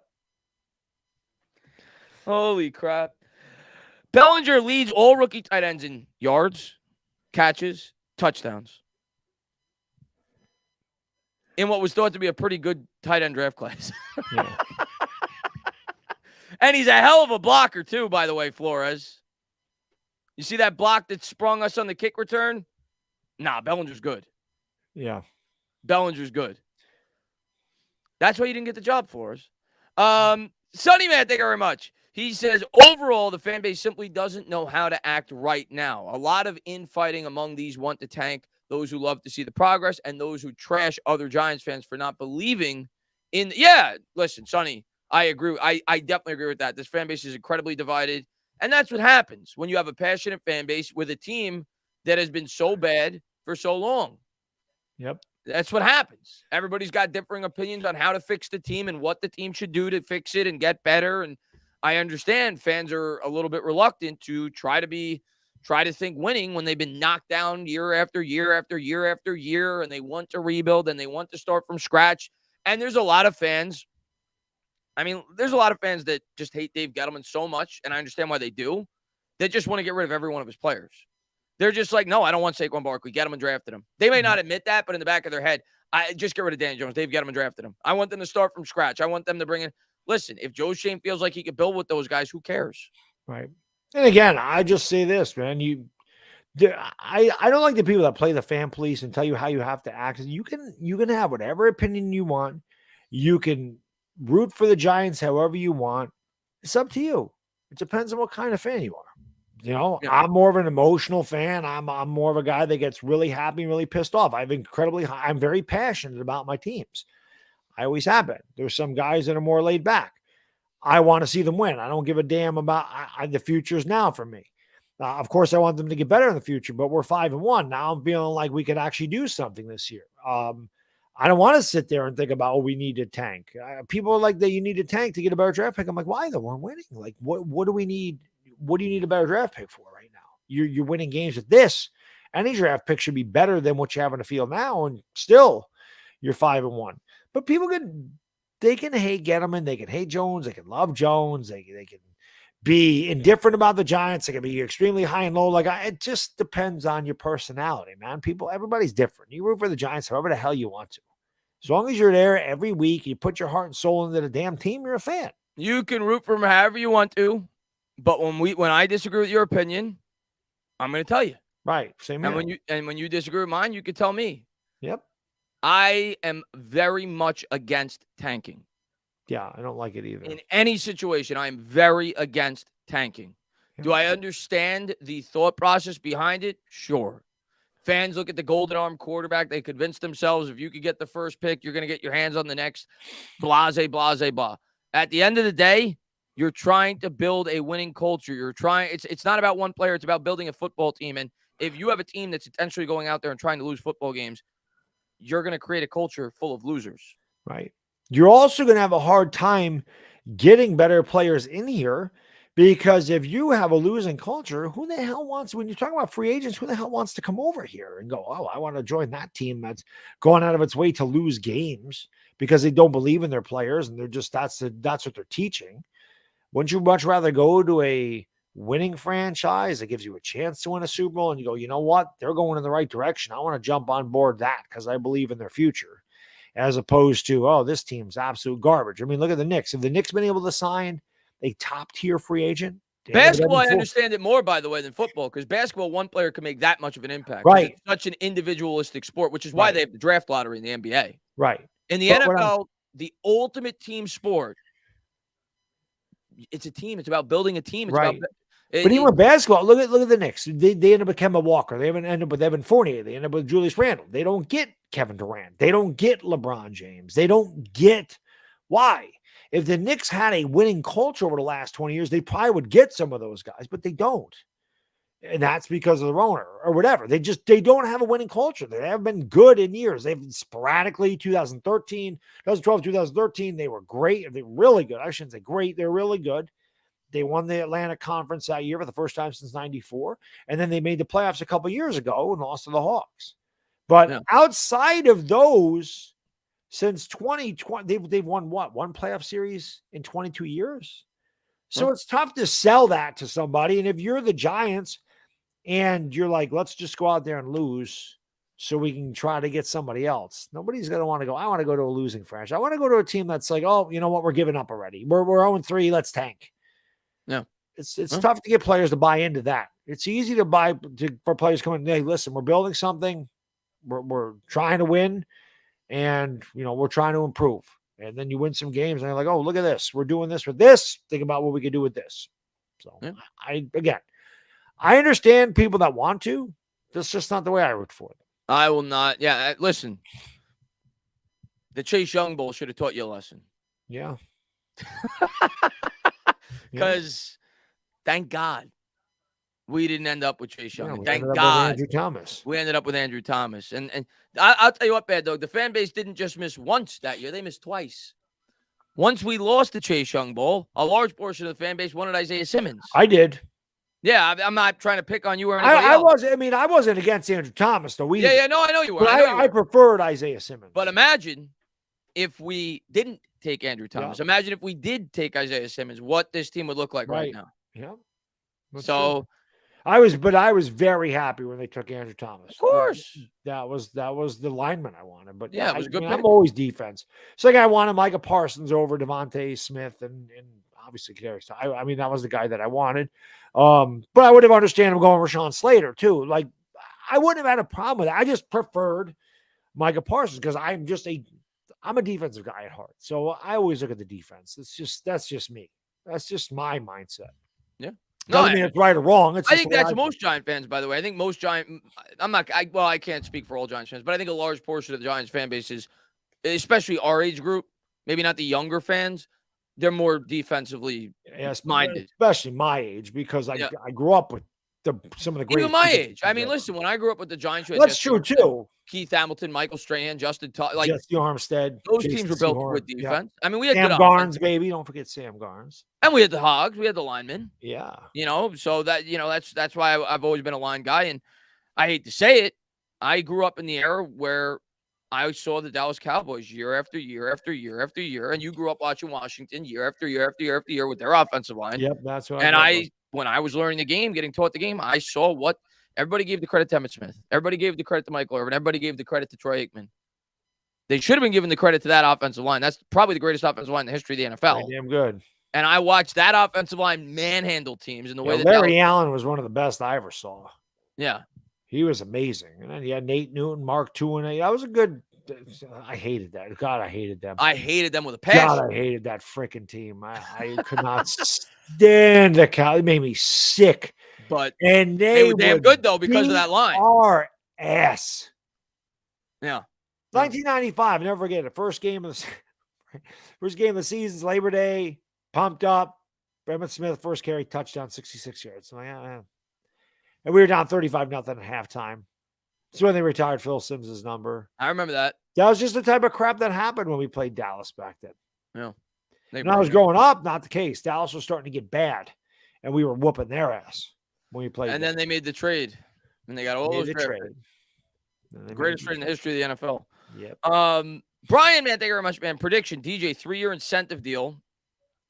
That's where I'm leaning. 2 or 3 year incentive deal with the ability to get it after one if he doesn't continue to improve. I agree. I do not think franchise tag for Barkley. Simply reason, I don't think Barkley's going to agree to that. I don't think so either. He's a running back. It's a short shelf life position. He could even. And he's had injury problems. He's had injury problems. Get paid. And if I'm his agent, I say, look what happened with Le'Veon Bell. Le'Veon Bell sat out for a year and he still got paid by the New York Jets the next year. He still got like a 3 or 4 year deal. He got a massive contract. Yeah. If he wasn't any good with the Jets. No, but he got paid. Yeah. He got paid. So if I'm Barkley and I'm his agent, I'm not playing on the franchise tag. If he continues to do what he's been doing this year. Yeah. Still a long season to go. So I don't think that's going to happen if he continues at this rate and plays a full. Because the franchise tag for running backs, what, $12 million? Not even. It's like 10. 9. Yeah, he ain't signing that. I'm telling you right now. I wouldn't blame him, to be honest. Yeah. So I'm thinking it's going to be like because running backs usually get one big contract. Because by the time that second one's over, they get the rookie deal, and then by the second, usually they're done. Like, not that they're done, but they're out of their prime. When you get to be 28, 29, that's old for a running back. It's insane to say as a 46-year-old guy that 29 is old, but usually the running back's best days are behind him when they're 29 years old. Unless you're Adrian Peterson. He don't count. He don't count. And Brian says, do they have a choice on the tag? Technically, they don't, but he can sit out like Bell did. And he could just wait till the next year and become a free agent, which is probably what he would do if the Giants weren't willing to cooperate and sign some kind of deal. But at the end of the day, if Barkley is healthy this year and plays at the level he's playing, they're going to work something out. It's not going to be a tag, in my opinion. They're going to work something out. It will not be a tag. He's the face of the team right now. And he represents the organization well. I think he's going to. I don't want to be 6 years. I'm going to continue to say that, but I do think he's going to get some kind of contract. All right, let's see. But again, we got to see. We got to see if he could finish the year out and stay healthy, and hopefully he does. Knock on wood. Let's see. Let's get to Jukes. I hope I didn't miss somebody. It's getting late. Just trying to get to. I did. I got one guy in front of you, Jukes. Sorry about that. SB says Judy at 1, Wandale at 2, and first-round wide receiver. Well, don't leave Toney out. I understand Toney hasn't been able to get on the football field, but hopefully he is at some point. I'm of the mindset of he may not work out here because of his injuries, but he's still on the team as well. I think he will be a part of the receiving corps next year. And we'll see. We'll see if we could add a receiver. If they ever got Judy, I don't think you'd have to take a receiver in the first round. I think you could go corner there or build a linebacker, offensive line, right? You go a lot of ways. You go BPA. Yep. Jukes, man, thank you very much, man. Imagine if OBJ ACL comes back before KT's hammy. That's crazy. He might. That's crazy, man. Hope not, but you don't know. He might. And Blake, man, thank you very much, man. Fabian Moreau has the 6th highest next-gen coverage score. Wow, I didn't know that. According to the NFL website, Sadly Bradbury was ranked number 1. That's crazy about Fabian Moreau, though. This is a guy we picked up off the street. Yeah. He's been really good for us. He certainly has. Like you want to talk about a guy that's being overlooked by. I don't know about Giants fans, but just like in general, like the impact he's had for this team. Like we talked about Baddog going into the year. At least I did, and I think you agree with me. I said like one of the most important players on this football team was Aaron Robinson because I was so worried. Agreed, especially with the way he looked against the Patriots. Yeah. I was so worried about the second cornerback spot, knowing how aggressive this defense was going to be, knowing how important it was going to be in terms of man coverage on the outside. And for Moreau to step in and play the way that he has, even if this doesn't last, to even give us 2 games of this, 3 games of this, the way that he's been able to play, he's been really good, man. He's definitely been a guy that's been overlooked. The secondary's been a lot better than we thought it would be. Yeah. And that goes to the Love has played really well as well. Yeah. That goes to the coaching. That goes to Henderson. That goes to Wink. Absolutely. And Blake, man, thank you very much. As far as tanking, that should be out the door when you are 5-1. Any opportunity to make the playoffs, you have to reach for. I agree. I mean, I don't ever believe in tanking. That's just my personal opinion. I mean, last year, It was close. Yeah. when you got You Jake didn't need to Fromm, root for it, though. You knew. yeah, it was like you you were knew. losing. Yeah, when you got Jake Fromm at quarterback, it's like And Devontae Booker running back. You're not winning. Yeah, that's why I said Bad Dog. I said in the stream, Joe Judge didn't lose his job because we only won 4 games last year. Because no coach was going to win with Jake Fromm at quarterback after Daniel Jones went down. Right. Joe Judge lost his job because he completely had a meltdown. Yes, he did. With the press and with the QB sneak on 3rd and 9, and he showed he was not ready to be a head coach. He showed he was not ready for the New York market. But that team was not winning football games after Daniel Jones went down. Yeah. You're not winning football games with Mike Glennon and Jake Fromm the way that they looked. Yeah. It was a disaster, especially with that scheme, though. The coaching didn't help. No. It was bad. Sonny, man, thank you very much, man. Exactly. There's no guarantees in the draft. Many want to tank thinking they're going to get the golden goose. Chances of that are slim. Sonny, I mean, you go back and look at, I would say, without looking at it, what would you say? I'm gonna take a quick gander at this because I often talk about this. I'm gonna go back to the 2009 NFL draft, right? Okay, and we'll quickly go over it from there. I'm gonna look at quarterbacks that were drafted in the top 10. How many of those quarterbacks, if you had to guess, saw a second contract with their team? From 2009? Like when I say second contract, I'm not talking about like Alex Smith, who got like an extra couple of years. I'm talking about a guy that saw like 10 years with the team who drafted him. You're talking, what's that? 2009 to, we'll say 2019. I'll say a half dozen. I'd say 6. Okay, we'll start. I think Derek Carr's one. Matthew Stafford did. Right? Okay. He saw you, even though obviously he had much more success with the Rams, but he saw a second contract with the Lions. Mark Sanchez did not. He was drafted in the top 10. Let's go to the next year. So that's 1 for 2 so far in terms of hit rate. And the Jets traded up for Mark Sanchez. 2010. Let's take a quick look. Sam Bradford, bust. 1 of 3 so far. That's it. That in terms of the top 10. Let's go to the next year. 2011. Let's see. Top 10. Cam Newton did, right? Yeah, I think so. He did, yeah. So that's 2 for 4. Jake Locker. I forgot he existed. He was a top 10 pick. He was the 9th pick. Wow. So far, 2 of 5. Andrew Luck did not. Not his fault, but he retired early, right? Technically did not because of injuries, right? He would have, but he retired. I think he did, though. But he played like a year of it, right? Yeah. I mean, he didn't see 10 years with his team. He would have, though. He would have. I will give it to you. 3 of 6. 3 of 6. Robert Griffin, no. 3 of 7. Ryan Tannehill, no. So a success with Tennessee, now with the team who drafted him. Yeah. 3 of 8. 2013. No quarterbacks were drafted in the top 10. 2014. I think that was Carr's year. He wasn't drafted in the top 10, though. Okay. Blake Bortles missed 3 of 9. That's it.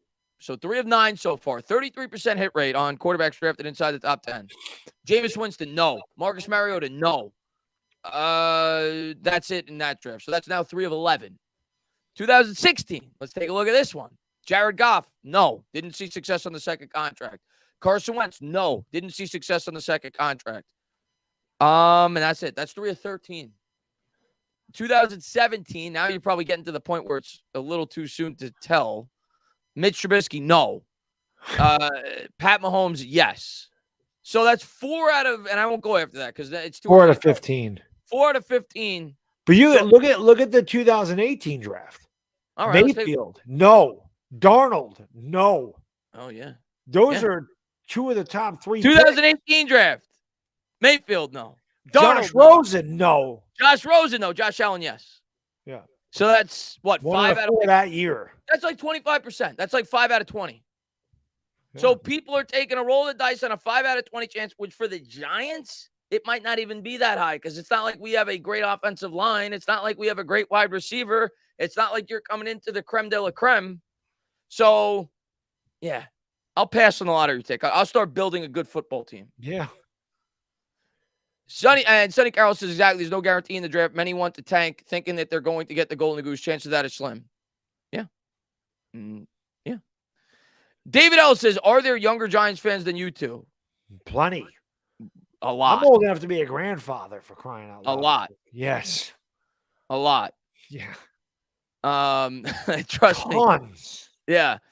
And Dennis says, with most rookie guards and tackles being awful year 1 and 2, minus Slater, I'm not sure I want to draft a guard early.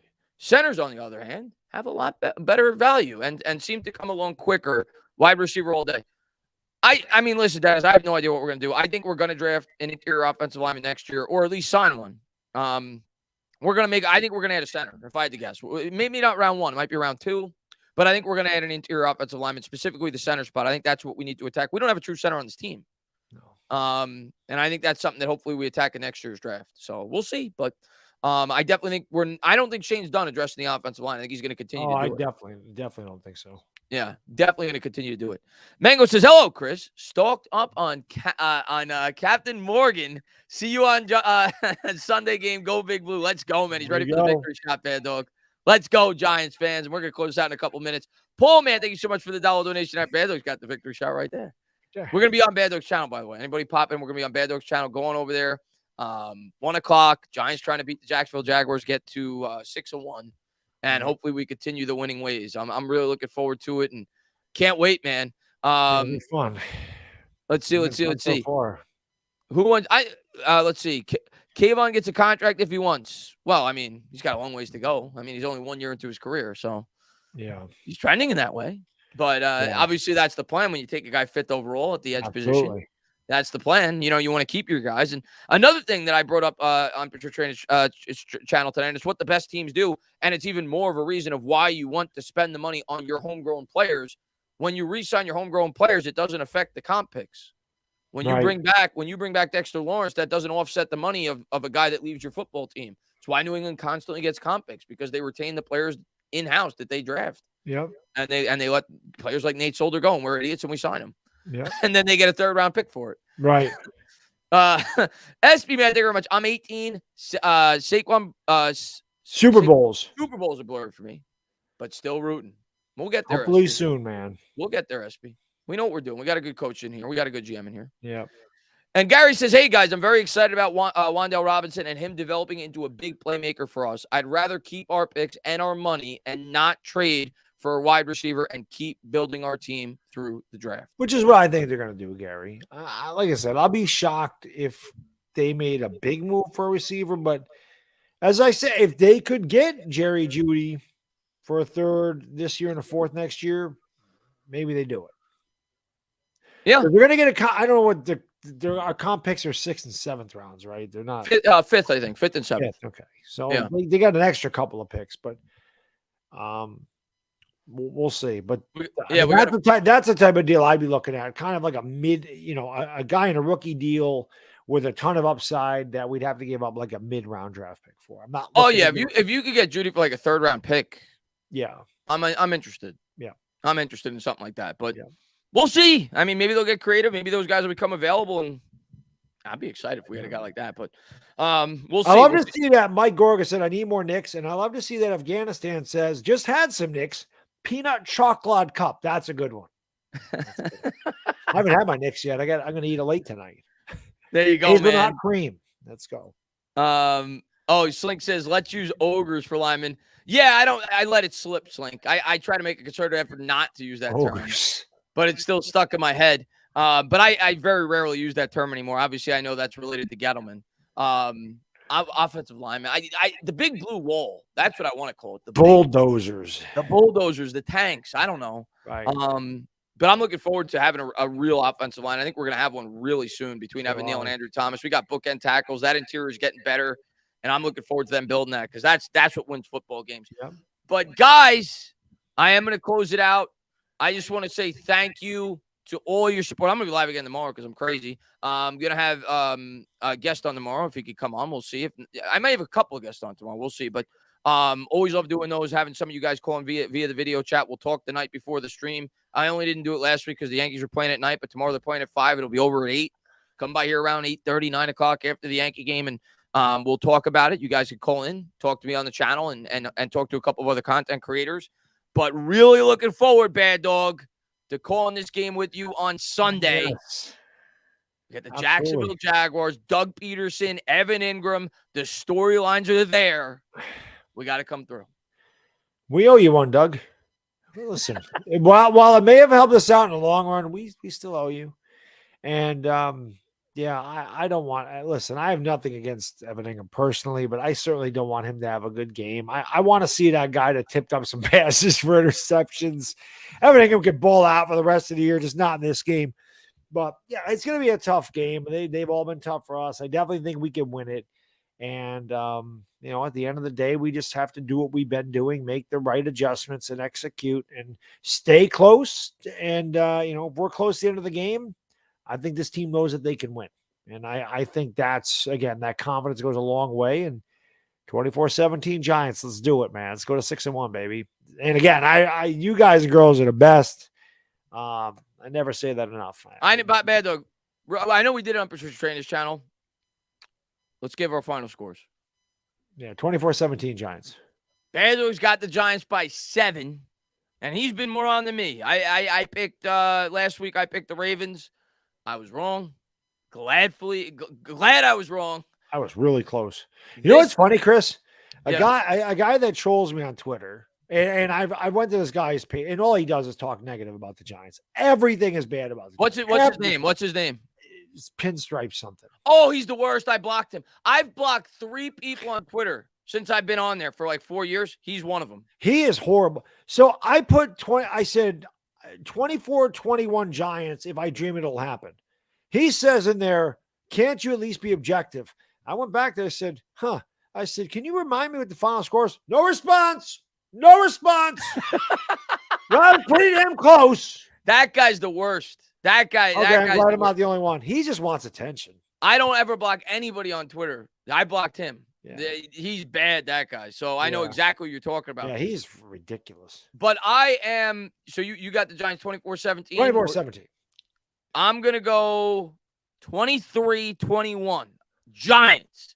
I don't care what they win by. But I think it's going to be close. I think it's going to be a nail biter. I do respect this Jacksonville team, especially with the game being on the road. But in the end, I think the Giants are going to find a way to create 2 more turnovers than we give up. I think we're going to find a way to get some turnovers in this football game. And I think Jones continues to be good and smart with the football. And the Giants find a way to squeak out a win in Jacksonville, get to 6-1 before we head to Seattle. Like I said, I don't care what the score is, as long as we score more than them.